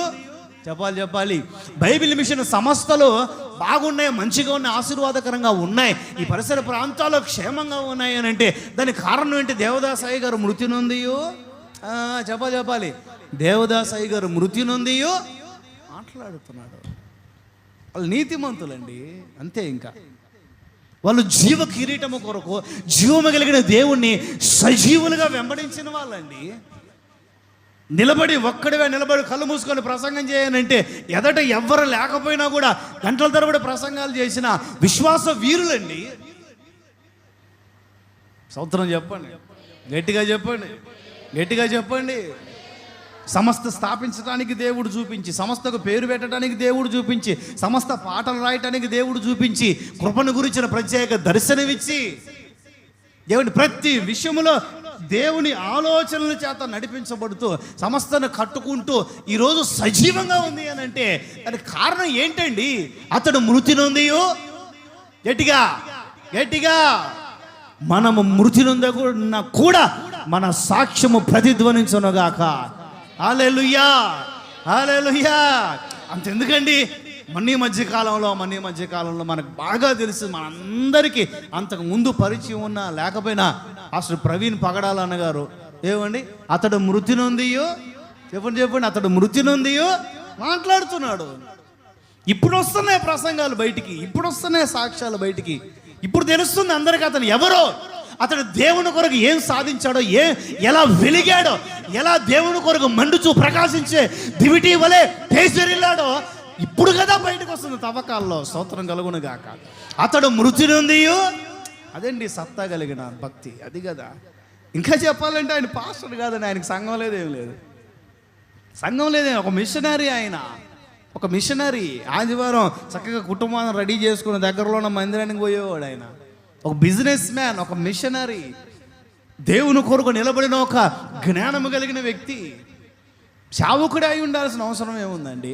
దేవుడిని ప్రత్యక్షతలో దానియేలు సేవకుడా దర్శనాలు చూడటానికి? షద్రక మెషక అబేద్నెగోలు సేవకులా అగ్ని జ్వాలలు చల్లార్చటానికి? స్తోత్రం చెప్పండి, గట్టిగా చెప్పండి, గట్టిగా చెప్పండి. హల్లెలూయా.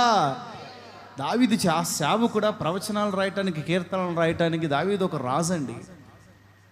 దేవుని కొరకు వెలగటానికి, సాక్షిగా బ్రతకటానికి మనకు కలిగిన దాన్ని ఆధారం చేసుకోవాలి తప్ప మనకి ఏదో కావాలి అని కోరుకోవాల్సిన అవసరం లేదండి. వారు మృతి నొందియు, వారు జీవము కలిగిన, వాళ్ళ కొరకు జీవ కిరీటం సిద్ధంగా ఉంది.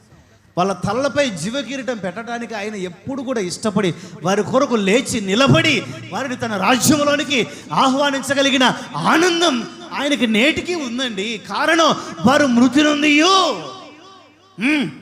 గట్టిగా వారు చనిపోయినా కూడా మాట్లాడతారు.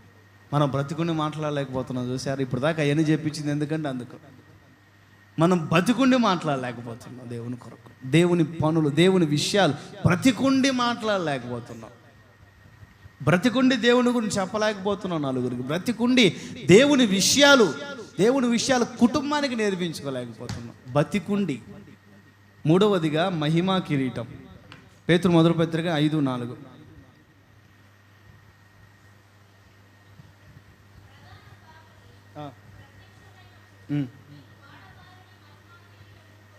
స్తోత్రం చెప్పండి. మహిమా కిరీటం. కొలసియన్స్ 3:4, రెవల్యూషన్ 21:23 ఈ 2 రిఫరెన్సెస్ నోట్ చేసుకోండి. లేచి నిలబడి ప్రార్థన చేసుకుందాం. మహిమా కిరీటం ఏంటది? నీతి కిరీటం, తర్వాత జీవ కిరీటం, ఆ తర్వాత మహిమా కిరీటం. మహిమలోనికి వెళ్ళిన తర్వాత ఆయన మనకి ఇవ్వబోయే మహిమా కిరీటం, ఆయన రాజ్యం మహిమ కలిగినది, ఆయన జీవితం మహిమ కలిగినది, ఆయన సింహాసనం మహిమ కలిగినది, ఆయన కిరీటం మహిమ కలిగినది. అంత మహిమే. ప్రకటన 21:23 అదే ఉంటుంది. సూర్యుడు, చంద్రుడు ఇంకేం అక్కరలేదు, ఆయన మహిమయే పట్టణాన్ని ఆవరించి ఉంటుంది. స్తోత్రం కలుగునుగాక. ఆ మహిమలో ఆయన మనల్ని చేర్చి మహిమా కిరీటాన్ని మనకు ధరింప చేయుదురుగాక. ప్రార్థన చేసుకుందాం.